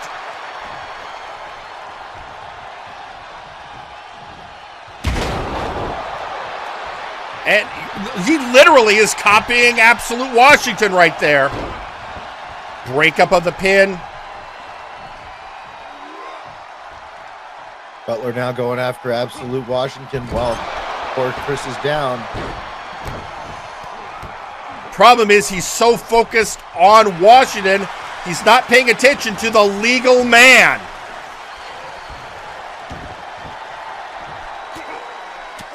While he's trying to figure out what to do with him, Butler manages to power out.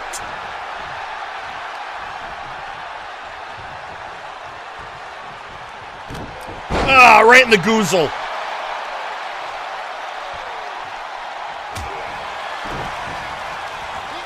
Oh, headbutt on the mask.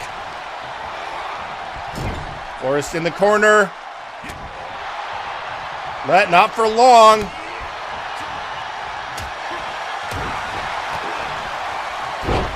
And DDT on the Taxman.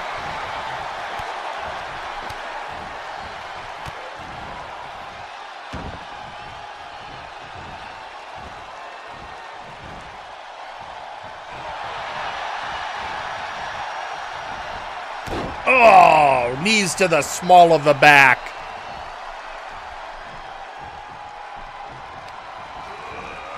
And into the corner goes Wade. Oh no, what's Butler setting up for? Oh no! The Butler's pantry connects. Washington get there in time. He can. He does. Now being sent over the top by Butler. But a headbutt by Fortress. Oh, here we go. That's one.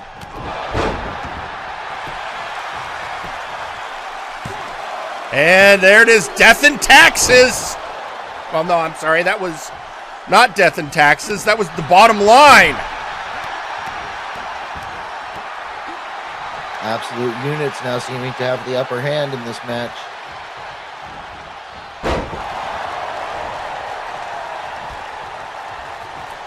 Now he's hit the audit, and he's bringing in Absolute Washington for the cleanup. Oh, another headbutt. Been a lot of headbutts this show. Now he's just wrenching on the neck of Butler.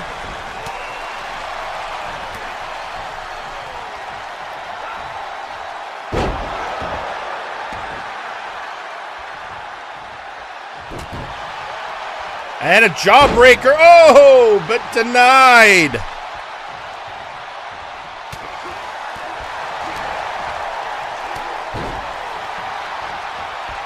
And in comes the Crimson Delinquent. Going in for the pin right away. Not a bad move, but Washington kicks out at one.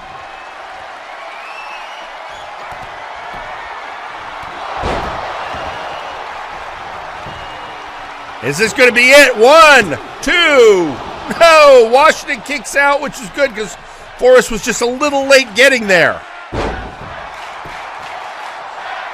Side Russian slam on Forrest, but for all this time that Nakano's paying attention to the Fortress, he's ignoring the legal man.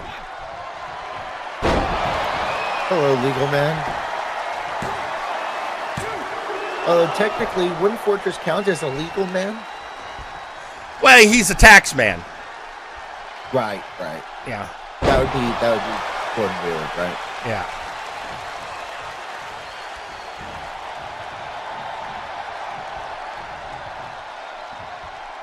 And slamming down on Nakano.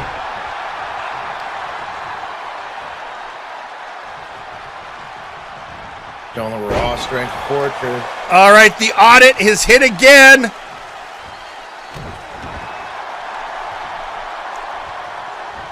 You know, when you think about it, who is Sir Uncle Duck going to be more worried about than the tax man? Yeah, but also who do you have the most rage to take out on? That's also a good point. And Butler's in. Butler's in. What is this going to Flipping him over. Oh, going for the inside leg now, going for the pin. Kick out at 2.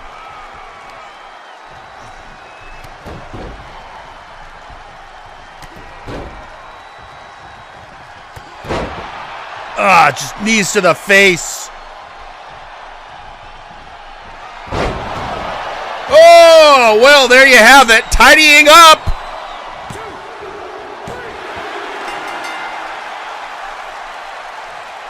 And your winners, Blood Money. Well, there you have it. Blood Money coming out on the top of that exchange. But, I got a feeling that just tells us this particular series isn't going to be over anytime soon.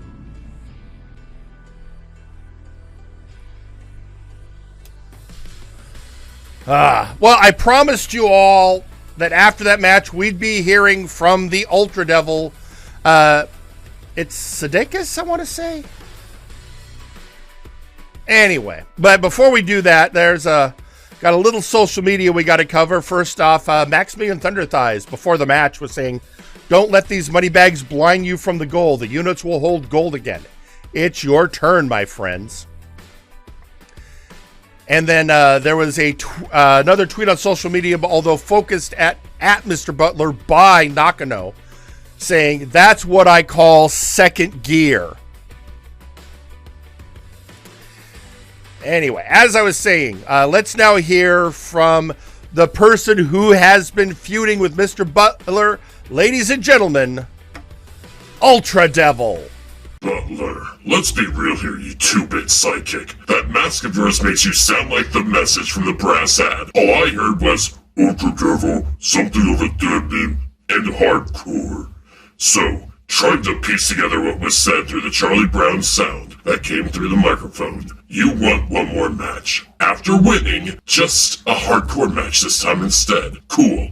I'm sorry, when do you make the orders? You can pull the coward stick, you can say what you want about me. The truth is, why? You see, this whole time I've been a hero. The owner of Enrapture Beauty. I've been a Toku Devil. The Ultra Devil. I've been here for years and have this aura of myself where it's fun to do this. I joined a family, a dominant one at that. I've held titles and fought for them. I've made witty remarks and such, but the one thing I haven't done is something you should ask with your obsessive pulp culture. When is Spider-Man feared? When he's serious. You want me in a hardcore match where the rules of polite combat are gone. What happens when Spider-Man doesn't hold back? What happens when Punisher doesn't hold back? What happens when Goku doesn't hold back? What happens when I don't hold back? I'm a hero. I fight monsters that destroy universes. I'm a business owner and family man. I've been here for years. I watched you come into this business with the biggest chip on your shoulder. You come across as this comedic character using pop culture, and yet, what have you done? You beat me. Big whoop. I've lost plenty of times. I've lost titles, but unlike a few legends in this business, I'm still here. I keep evolving. I keep fighting, Butler. Maybe instead of being a comedian, you be the monster you're supposed to be as Uncle's henchman. Even Nakano has blown past you, and he debuted roughly around the same time. Manifest Destiny happens. I can be a hero to a villain, even if it means losing, because I'm doing my job, elevating those who came after me. I'm the Ultra Devil of MNW. You?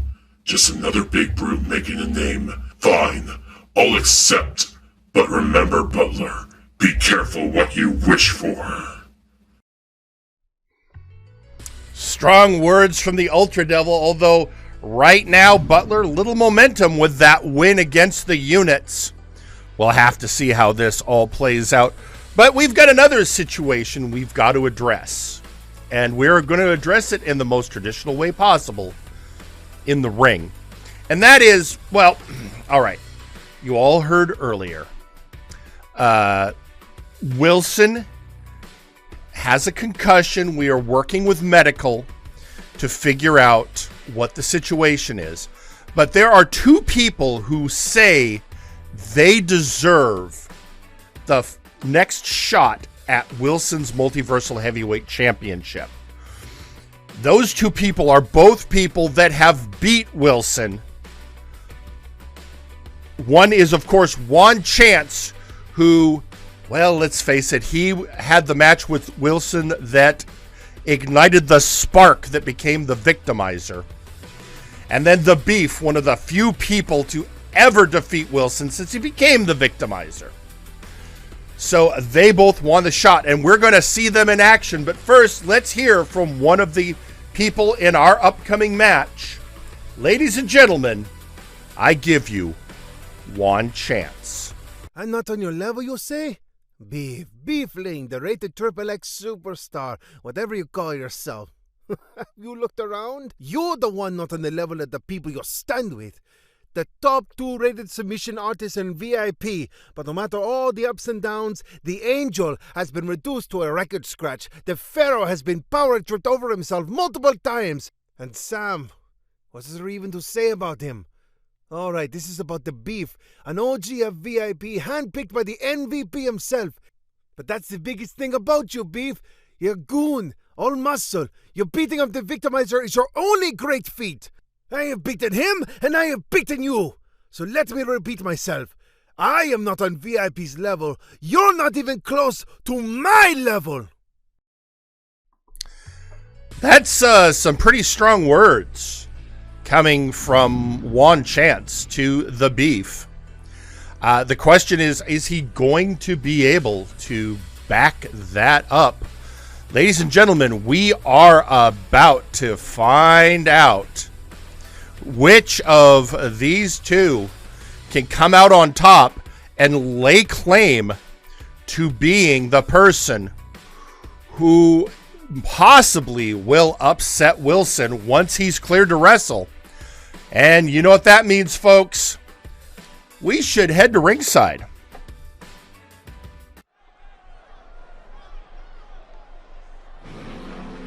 The following match is scheduled for one fall. Introducing first, Juan Chance. There he is, folks. This wrestler has scraped his way up from the bottom. He is a former Warpgate Hardcore champion, and he has a strong argument for being able to challenge Wilson for the Multiversal Heavyweight Championship. But he still has to prove, he needs one more chance to prove that he is worthy of that opportunity.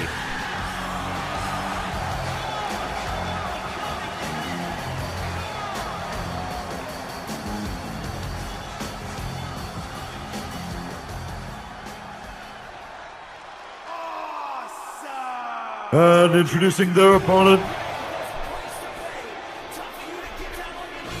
the Beef. It's the grade A lister. Yeah, we heard from one tiefling just a bit ago in Ultra Devil. And now we have the other tiefling on our roster, and he's a beefy lad. The Beef. So much. You know, I'd never heard of tieflings before I came to work for MNW. Oh, yeah? Yeah, that was quite the education. I also didn't know anything about this thing, Warhammer. I've learned a lot since working here. Yeah, I'm sure. The Beef.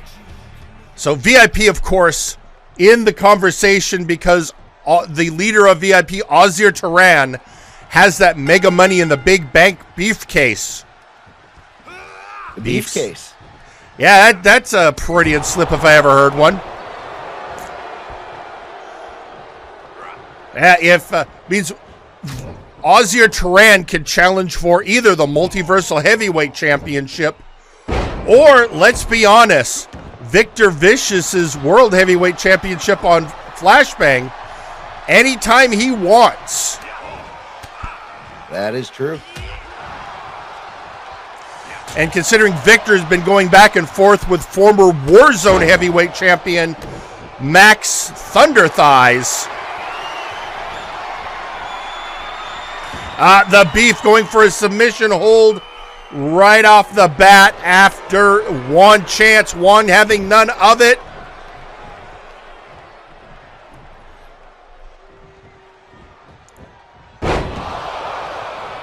Dropping him down. Beef going up top. That's a... Nope. Not something you see. Oh! Off the top rope, elbow drop to a standing Juan. I almost feel... not expecting him to connect that, but he managed to get a good bit of it. I almost feel that's the Beef going, see, I can do this lucha stuff too.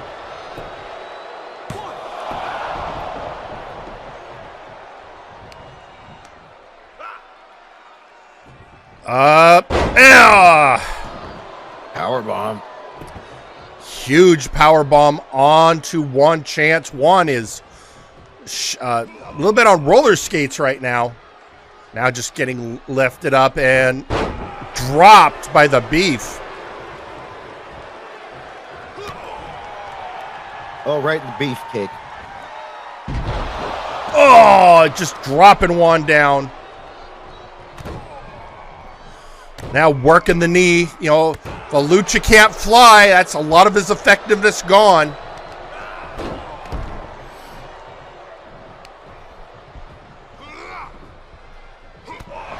Oh! Vicious strikes. And this is why you never count one chance over. He always finds one more chance somehow.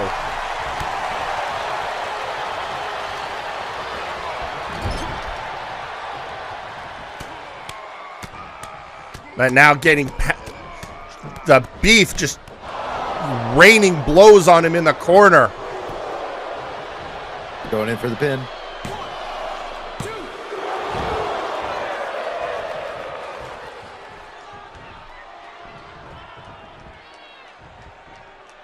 Bringing one up. Setting up for it. Oh, roll up!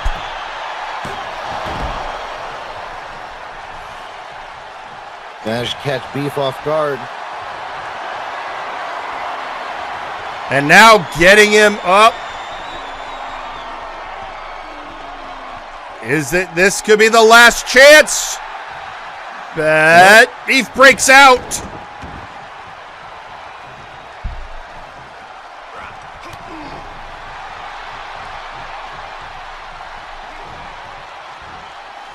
Well, Beef survived the last chance and responds by just dropping one chance again.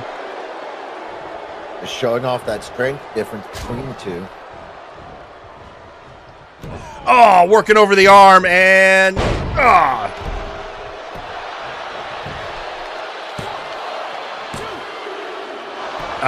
kick out at 2. Juan will not say die. Oh! Dodges the Beef.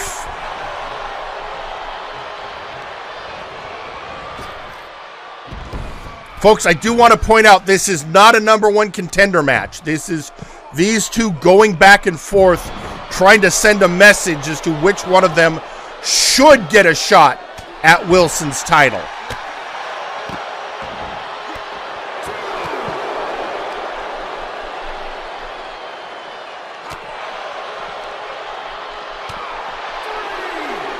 Unable to counter.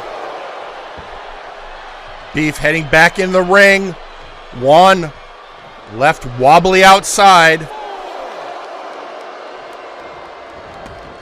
Beef breaking the count. Bringing him back into the ring. Decided he had enough of Juan just waiting to get back in.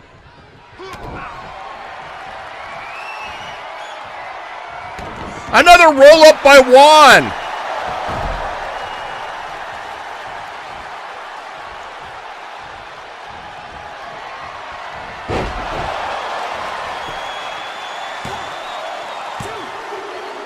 And another kick out at 2.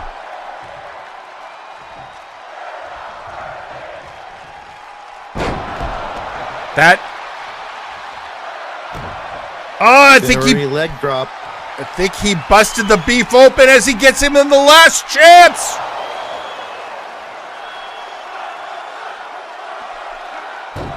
And the Beef taps.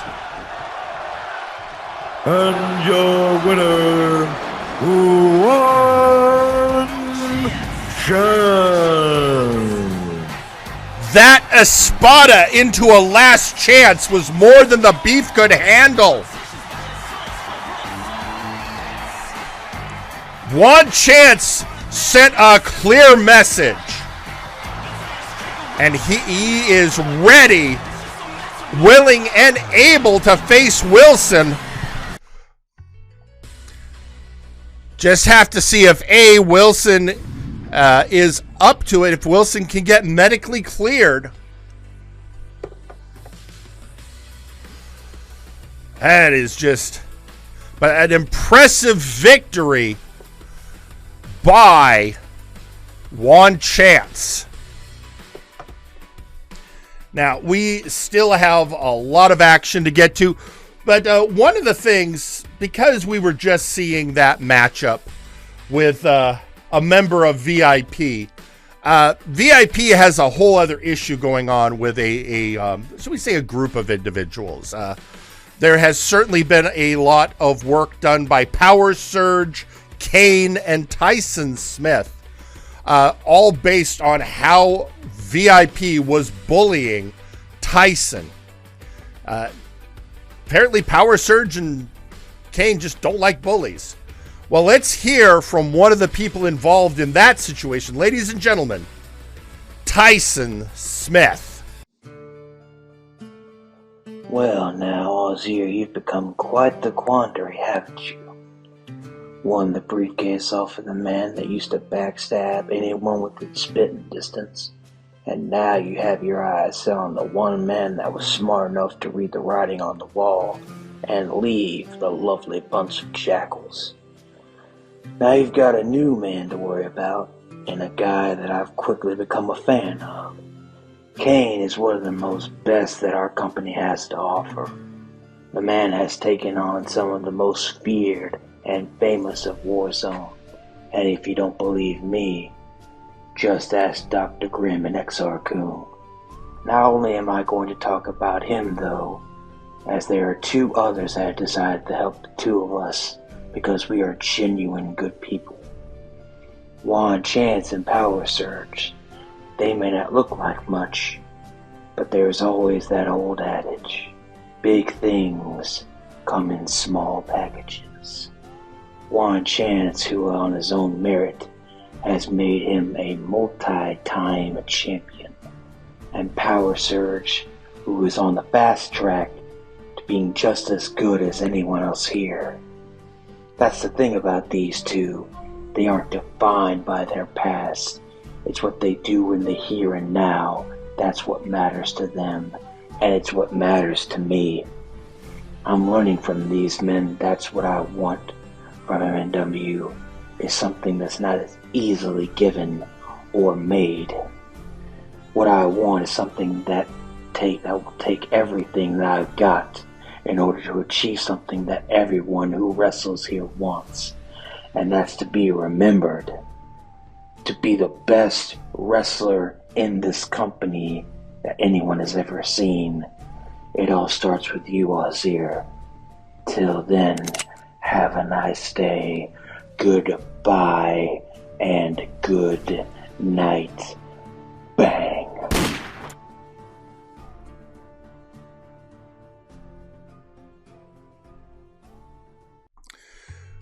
So there you heard that from Tyson Smith. So this is looking like VIP, despite holding a lot of the cards with that Mega Money in the Big Bank briefcase, still have some people they need to watch out for. Speaking of watching out for people, see how I did that segue there? Oh, I like it. Very well done. Thank you. You have the International Combat Club, who are have found themselves on the opposite side from the newly appointed Conquest of Pain, the team up between the Conquest Bloodline and One True Pain. And that includes our big oof champion, Sergeant Major Pain. Well, if this is going back and forth, these people have some things they want to settle. So we are about to go to ringside for some tag team action. And why waste time? Let's head there right now. The following is a tag team match scheduled for one fall. Introducing first,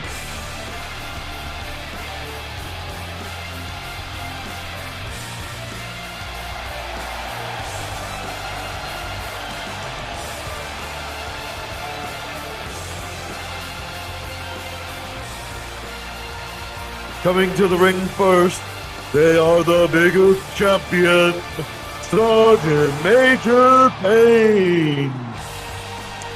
And there he is, and that's his Big Oof Championship. He worked for months, fought and bled, and now holds his first singles title, bringing not just honor and accomplishment to himself, but to all of the International Combat Club.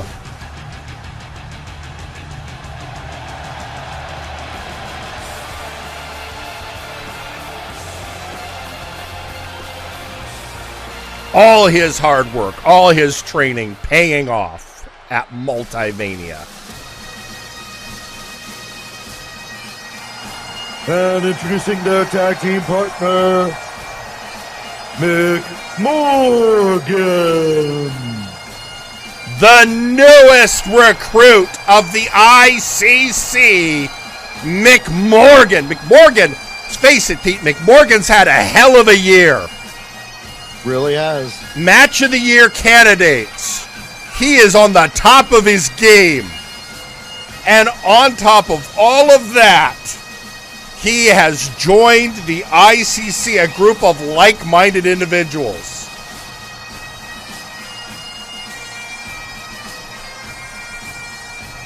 And he is ready, willing, and able.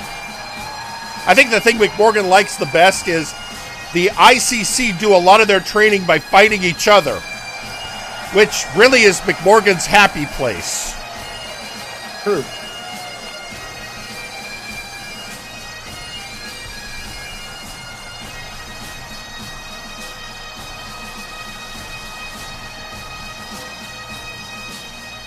I mean, just look at how the beaming smile he has. For the sky, boy. And introducing their opponents,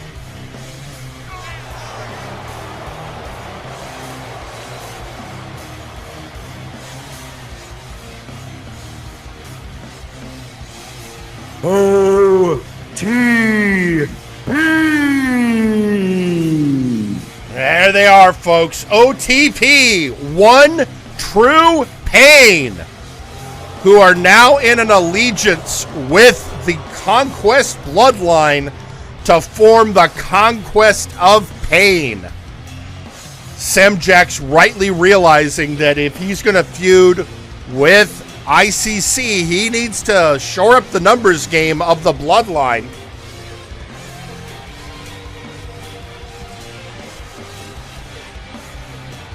And who better than One True Pain?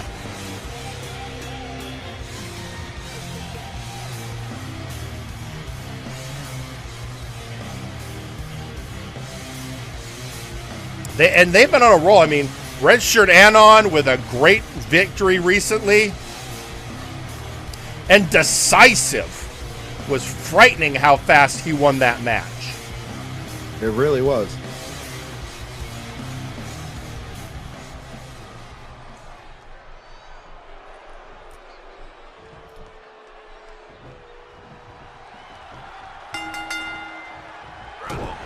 But out comes Sergeant Major Payne in the beginning.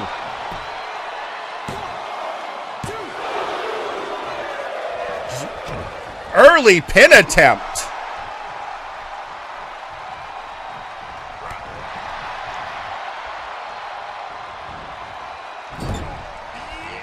And now, Sarge is in the wrong part of town in the red corner.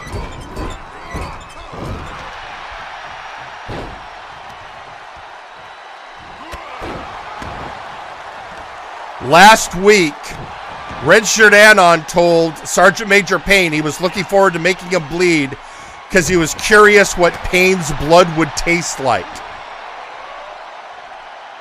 Yeah, I never get used to hearing that.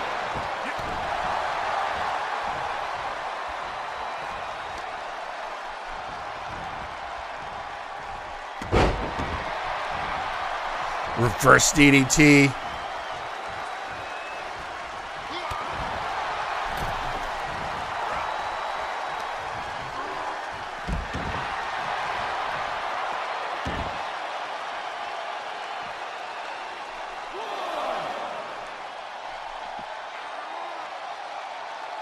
And oh, those mats. That's just a thin layer of mat. All it's there for is to make sure that the concrete floor doesn't cut up the wrestlers if they fall out there. More technicality, really.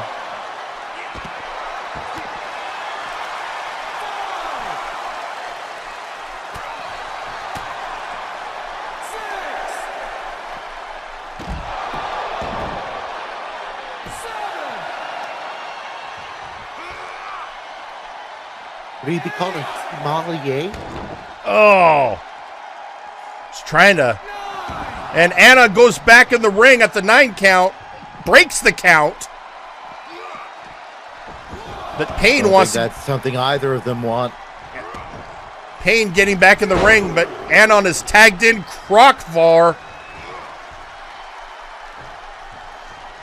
Float over by Payne to a reverse DDT.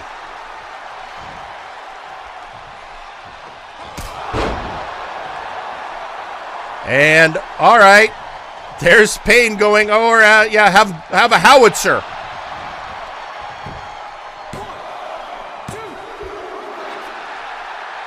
Rope break.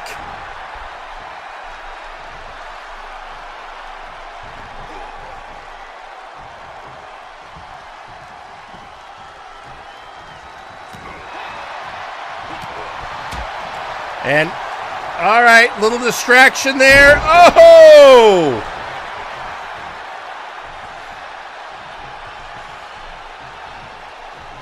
Crockford bringing McMorgan back to the red corner.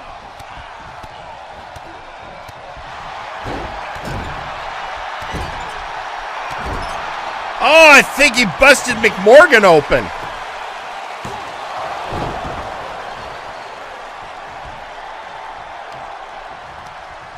Come on, ref. Get some control over these two.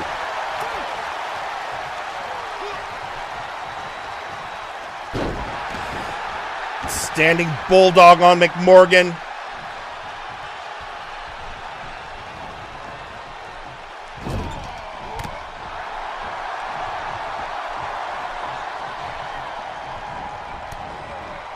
Again, the knees. No!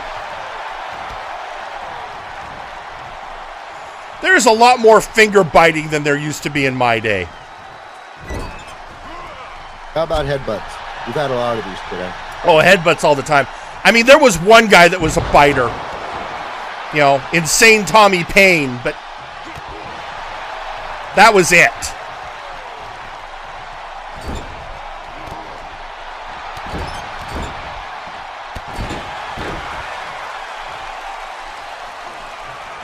Again!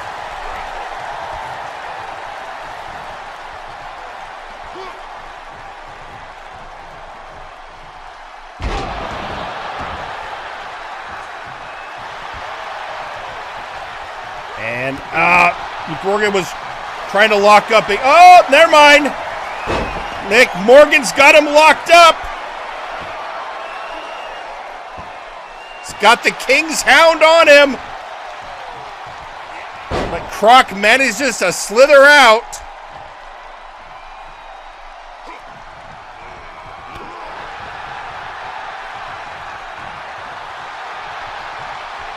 I think Croc is now learning what it's like to have the attention of McMorgan. Going back and forth.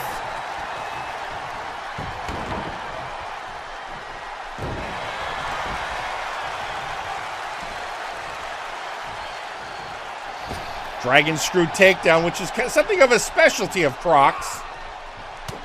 Oh! Oh! Meth Valley Driver. Payne able to go in and break it up in time. Now Payne having to deal with both of them, but Redshirt Anon had better keep in mind, Payne's not the legal man.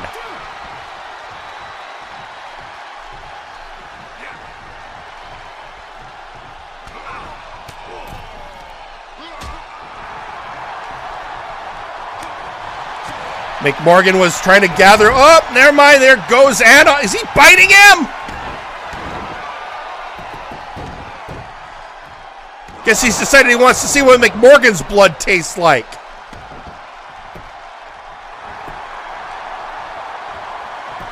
Going for the pin. Broken up at one by Payne.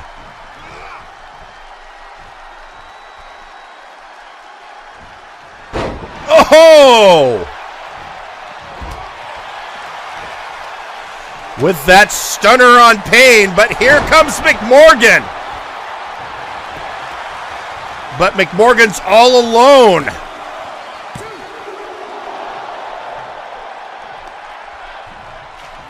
And unable to kick out. Never mind, getting locked in the King's Hound again.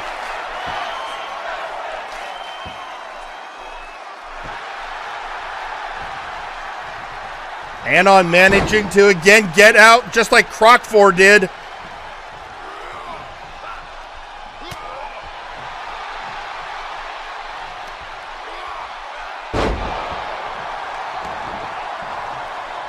Tagging in Croc.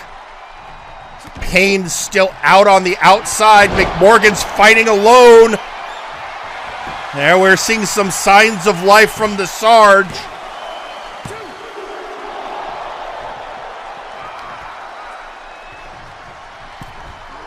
And Payne's back in position.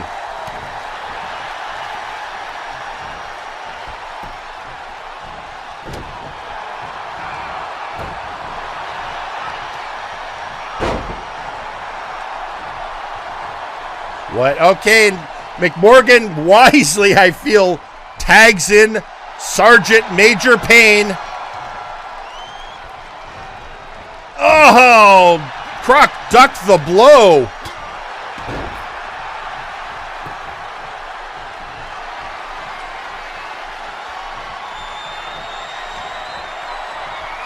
Croc getting him up. Wait, did he? That cheeky bastard. He just did a blitzkrieg. Sergeant Major Payne's own finisher. McMorgan able to break up the pin. And now McMorgan just staring down Croc.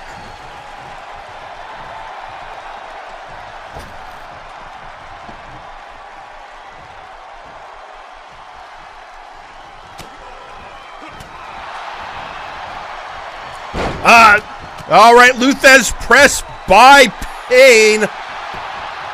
Going for the pin.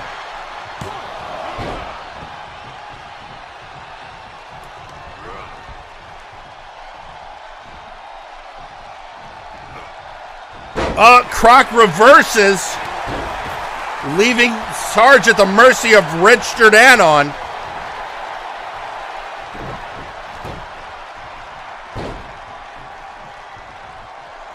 Working the arm. And now bringing in McMorgan. The Highlander attacks.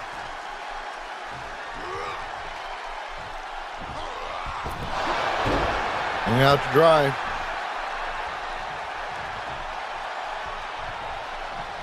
And registered, bringing McMorgan back to the red corner. Not a good spot for the Highlander.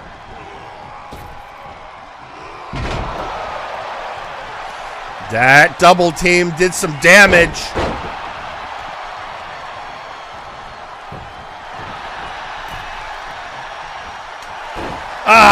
Good enziguri by McMorgan.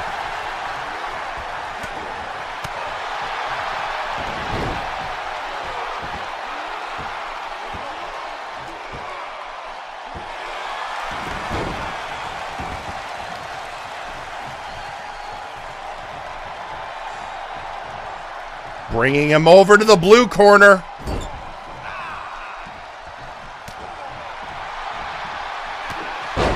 And just making the tag. Making the tag after hammering him down, and now here comes Sarge.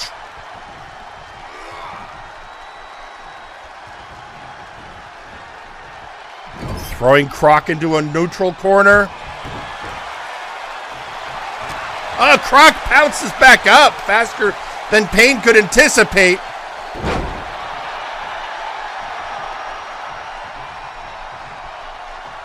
Now he's bringing in Anon.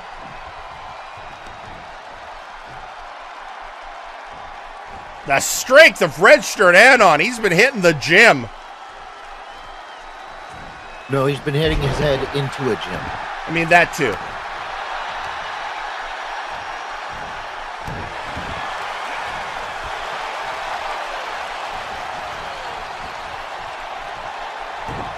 Arcing over the arm.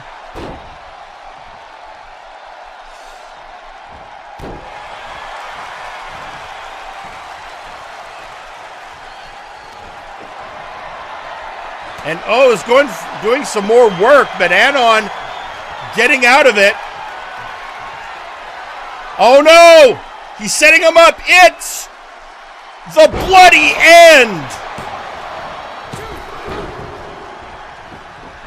Croc not able to get in to help. Croc thrown out. Anon, though, scoops up McMorgan.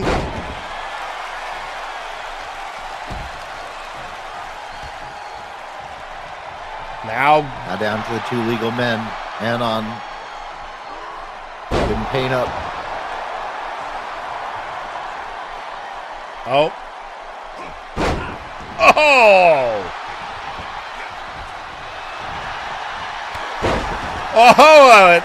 Authoritative clothesline from the Sarge.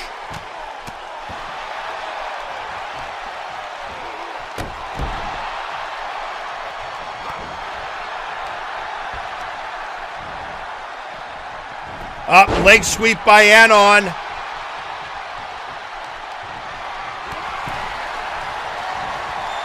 And another Luthez press.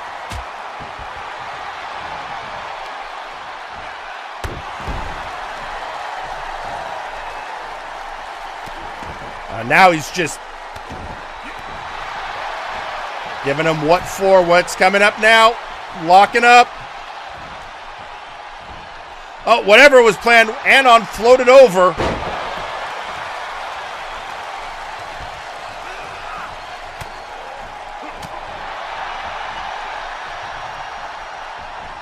And, neck breaker.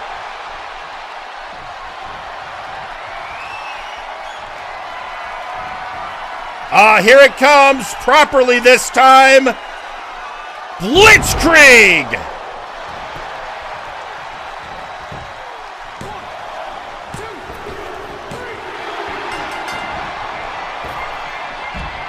And your winners, the International Combat Club. And there it is, Sergeant Major Payne and McMorgan victorious.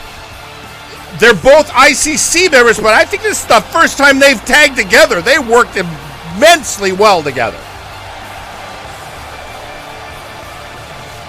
Couldn't agree more. I am sure the rest of the ICC is very proud of that victory, which is a great thing. They should be. Oh, they should be, which is a great thing when you have to keep, Nice Ice happy. Indeed. He's a very demanding leader. But fair. That's true.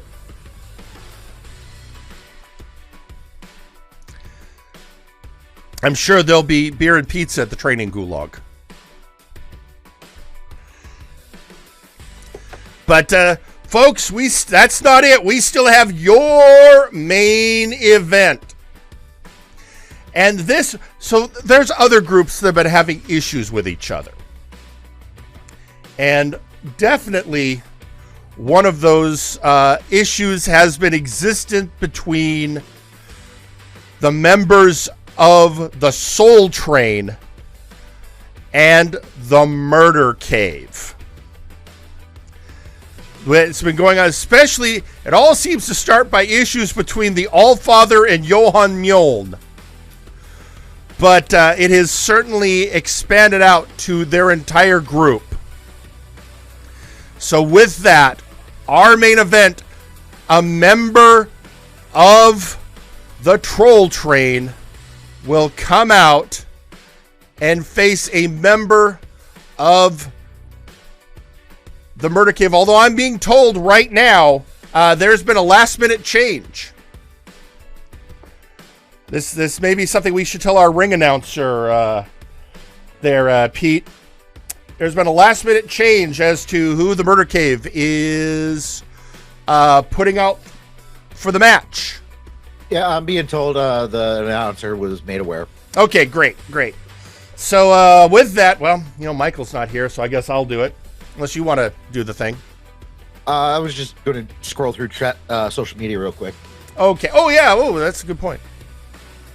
We got on social media. Anything? What do you see? Yeah, here we go. Yeah, we've got Nakano Kirishima going, if OTP can't do more than 9 power bombs worth of damage to Pain, Sarge has already won. I may be a heel, but game recognizes game. Well, and you saw how that went out there, Nakano. Yeah, that's fair. I mean, they tried. Oh, and then McMorgan, apparently he tweeted this out before the match. Typical of the Walking Elmer's glue bottle to send out the red shirts instead of dragging Gorm out to fight us. Apparently, McMorgan wants to fight Gorm. That checks out, actually. That's the most McMorgan thing I've ever heard, to be honest. Yeah. So, I mean, yeah. There's a group. Send out your strongest member. That's just McMorgan. Yep. Well, anyway, folks, it is time for your main event. So, let's do this.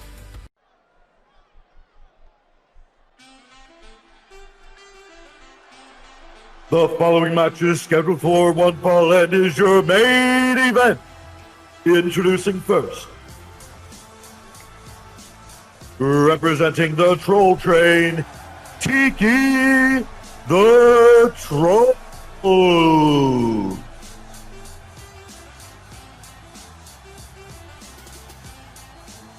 There he is, folks. Tiki the Troll.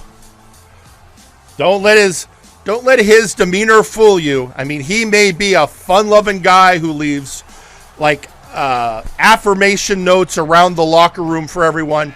He is also a tough customer, as one would expect from a bridge troll. Well, and also somebody able to be the tag team partner of Johan Mjoln. That's right. And whatever you do, don't get his goat. Haha.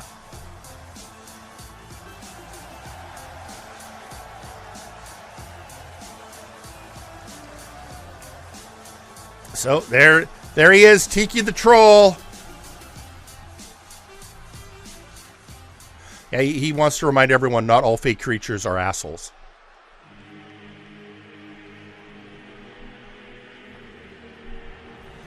And introducing their opponent, representing the Murder Cave, Grimm-bot. Hey, Murder Cave, likes to send out the Grimm-bot a lot. This is a robot double of Dr. Grimm, who I imagine is right now double checking the revelation the Storyteller made earlier in the evening, that the Storyteller sent out some kind of double at Multivania, thus throwing off the equations and the breaking of the seal. That is correct. We are still unaware of what the ramifications of that will be in the long term. All we know is it's going to be some plot twist. Aha. Meanwhile, the Grimm-bot, who's been doing a lot of heavy lifting for the Murder Cave. He's programmed with a lot of the moves and attitude of Dr. Grimm. But from what I understand, he doesn't have the improvements that Dr. Grimm has made in himself. No, I can't give all of the gadgets away to the clone. I mean, that's fair.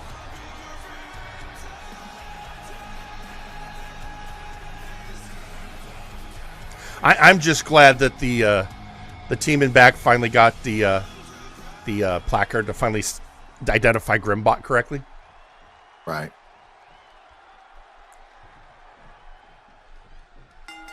So, troll versus robot.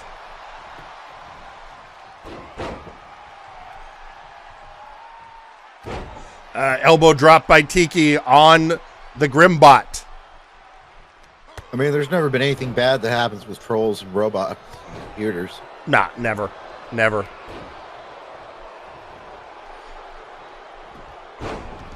Now, leg sweep. Let's remember, Grimm-bot, not built by Dr. Grimm, built by Chazz Lee, because Chazz is the engineer of the team. But Chazz has said it's his finest work.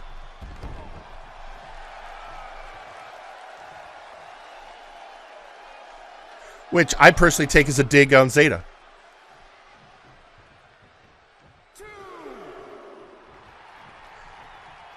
Tiki baits Grimm-bot out to the outside area, breaking the count and getting a reverse neck breaker on him.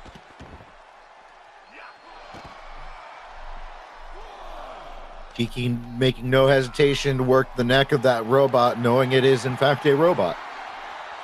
Suppose knowing that your opponent is a robot doppelganger is maybe freeing. At least a little.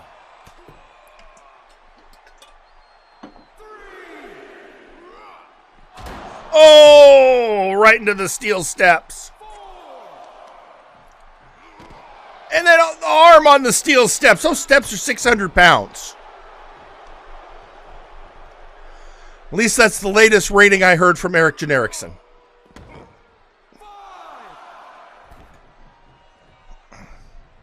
Grimm-bot going back in the ring. And just recalibrating his leg units. Yeah. Guess could that be considered rebooting? No, it's more of a stopgap. Ah.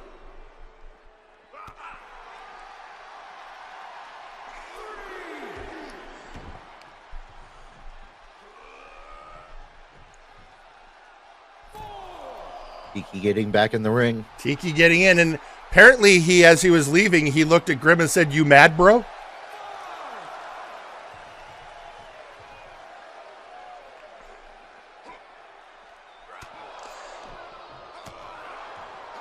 Apparently mad did not compute.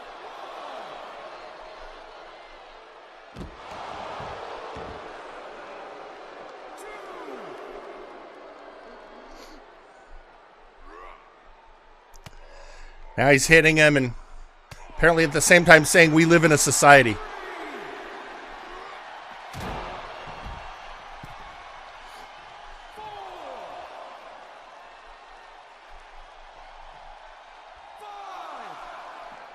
And breaking the count again.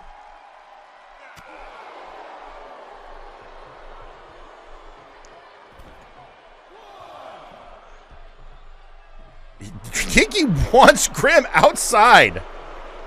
Well, Grimm-bot outside. And again, Grimm-bot happily accommodating him.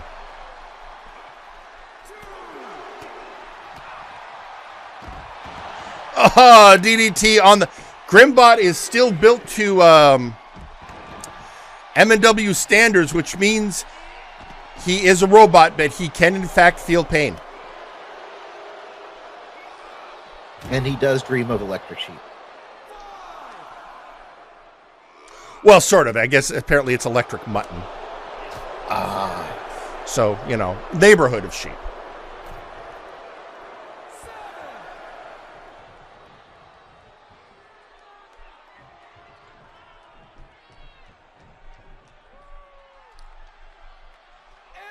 Eight. Tiki just stunned on the outside.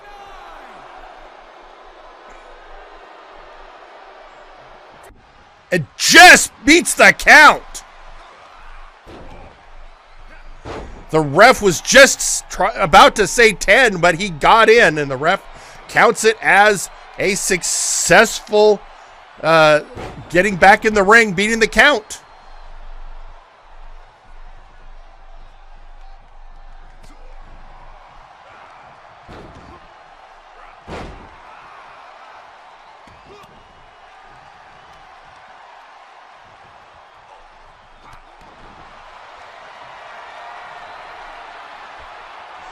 And, getting him in the calf crusher.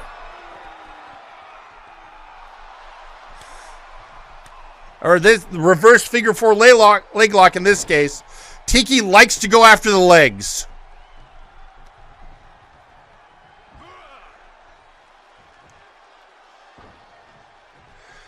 Tiki floating over and suplex of the German variety. Das ist gut.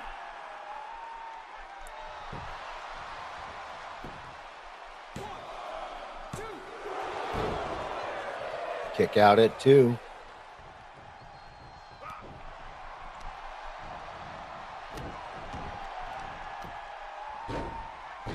Now just working over the Grimm-bot. Is it going to be enough?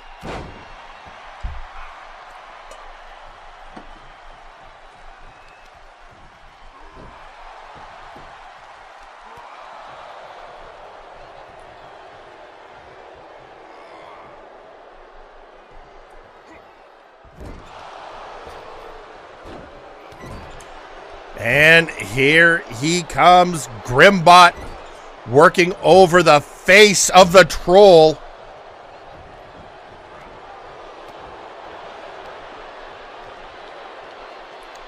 Now focusing on some limbs.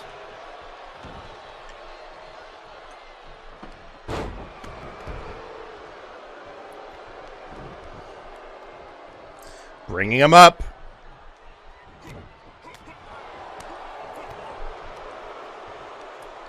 These two testing each other. Looking for weakness.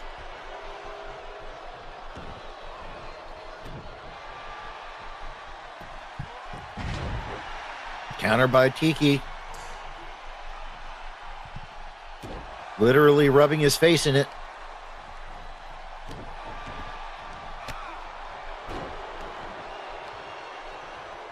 Grimm now wide on the elbow.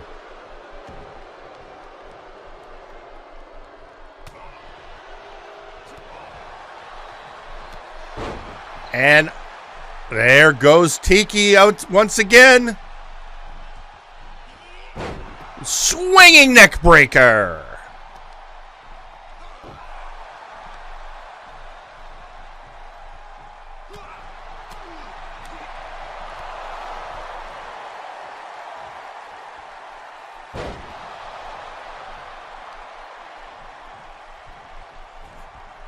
Another one. Oh, we heard that.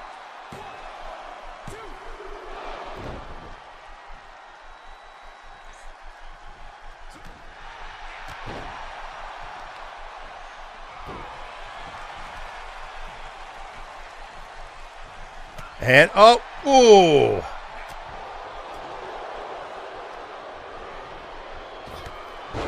Just back and forth they go. Again, working those arms.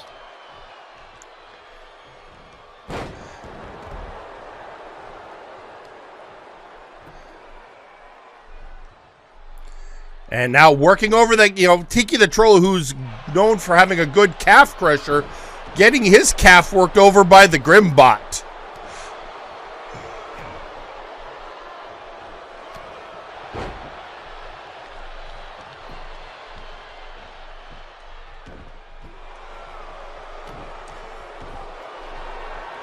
And now up. Working the arm.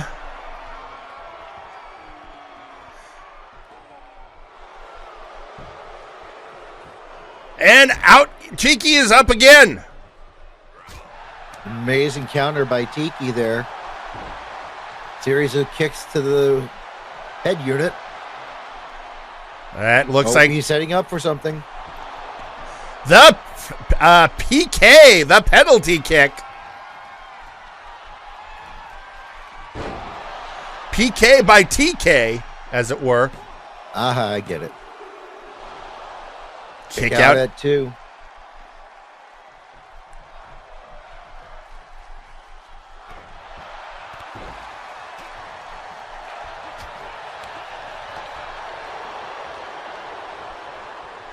Oh, no. Grimm with the pin. Well, Grimm-bot with the pin. Barely able to get out in time.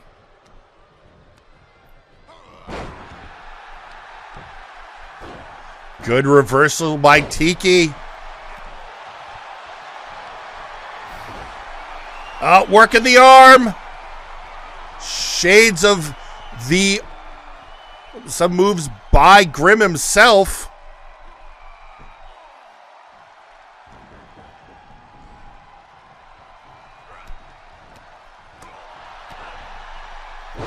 DDT.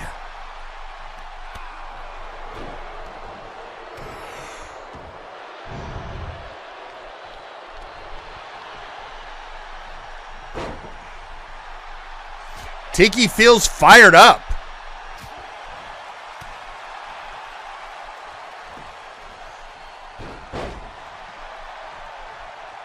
Corkscrew leg takedown. And up. And over the ropes. Outside again. Tiki really wants this match on the outside today.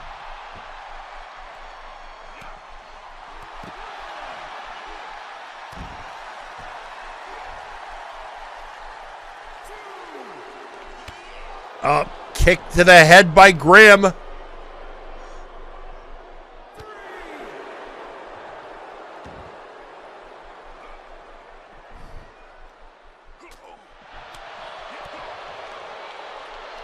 Grimm up. Oh, and driving his face into those unforgiving mats. Now the bot is bringing up the troll. Throwing him into the barricade and going back into the ring. We've been here before.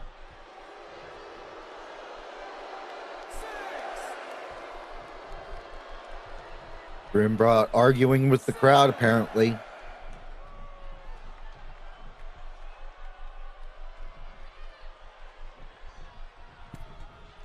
In comes the troll. Grimm-bot was ready for him.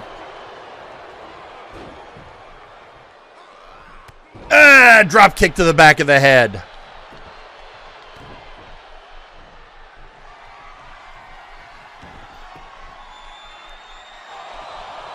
Now he's got him. He's got him in the quarantine.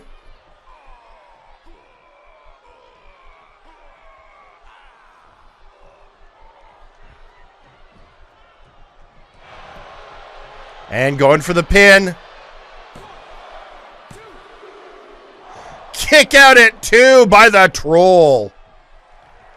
Kick out at 2 3/4.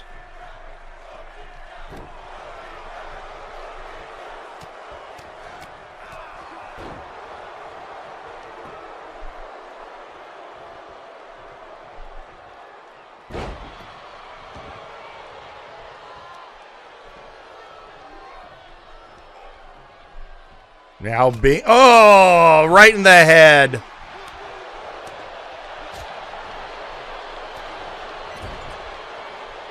Grimm-bot loading in shots with that loaded glove. Or spiked glove, however you want to. Yeah. Yeah. Oh, now he's choking him out. Yeah, now, there we go. Now he's getting that mandible claw involved. Those injectors.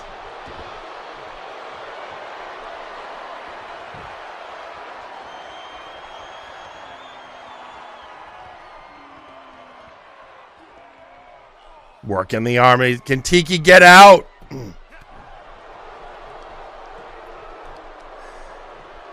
I feel like the Grimm-bot has kicked it up to a new level of brutality.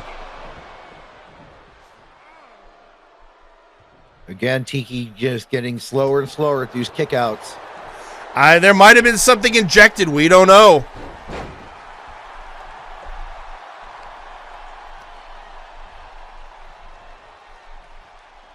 Tiki bringing Grimm-bot to the middle of the ring. It's getting him in that figure four. Oh, that figure four. Oh, tap out. And your winner, Tiki the Troll.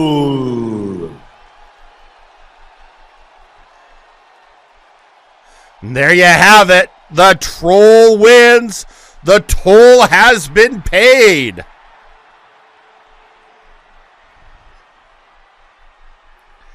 So there he is, folks. This back and forth between the Soul Train and the Murder Cave continues, but point to Troll Train.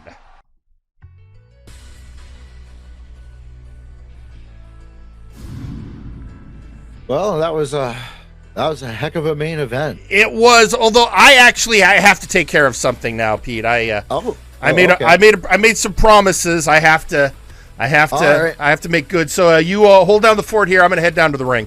Yep. All right. Well, I guess we're going to see what Jerry has to say.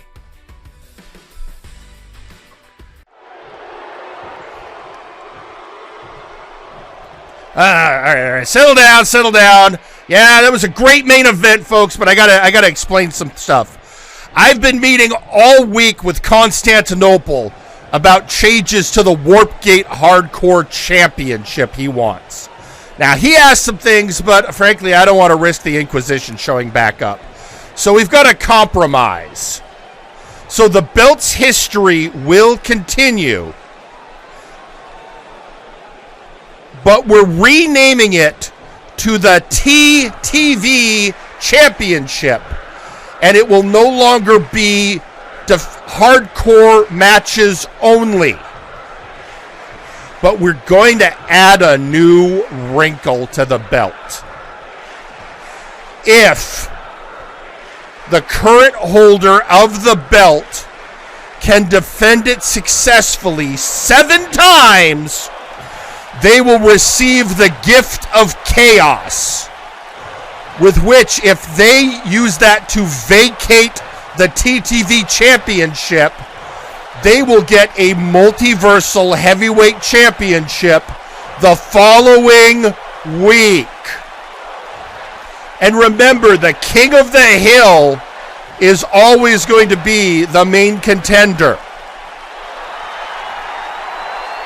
The hell?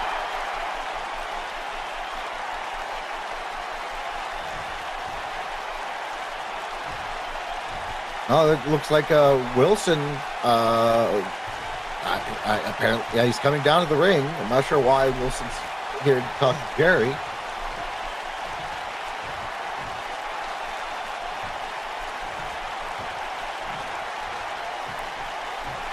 Of course, it's still hasn't been cleared as far as I'm aware for wrestling.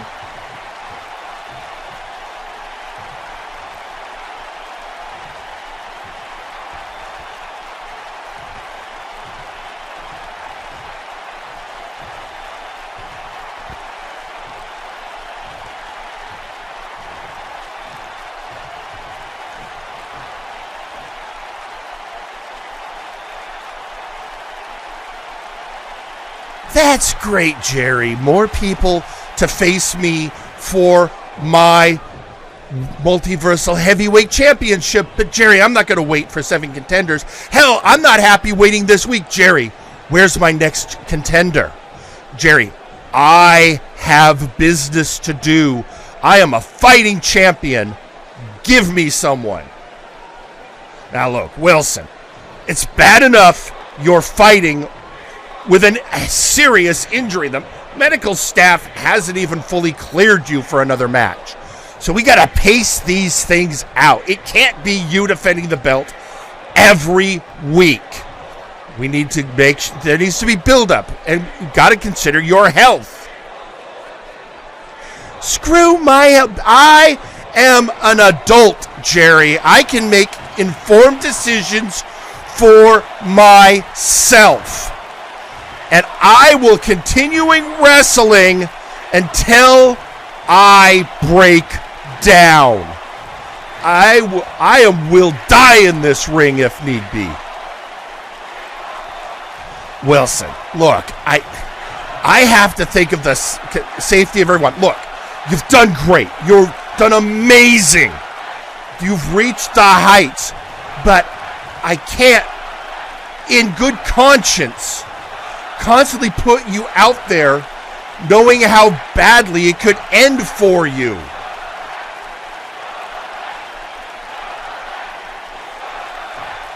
Jerry, that's not your decision to make. I will handle my business my way. And if you can't handle it, maybe I need to handle my business with you, dashing Daddy Aldini. Oh, for the love of... That was 1 year of my career, somebody called me that. And they were making fun of me at that. Look, you do bring up a point. I know what it's like to be at the top. And I know what it's like to want to prove yourself week after week. But when you get to where I am, you know you've got to pace yourself. That's where you're wrong, Jerry. I have to leave a legacy. Do you understand what it means to leave a legacy? I'm sure you do. You've been there. You've done that. And now you're a general manager. That's great. But I want to be a legend! Oh my God. Security? Oh, God. He's attacking Jerry. Oh, God. Can we get security out here? Jerry's being attacked. Oh, come on. Security! Security, please. Somebody get out to the ringside. Oh, okay, we've got one ref. We need more than just a ref here. Come on, guys. We need security.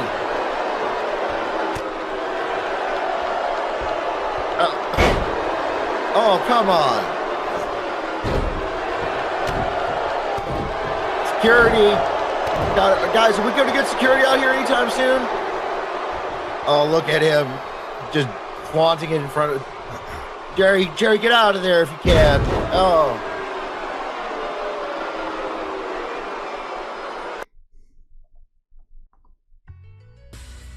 Okay, folks. Normally Jerry does this, but we'll see you next time, folks. We got to get Wilson under control.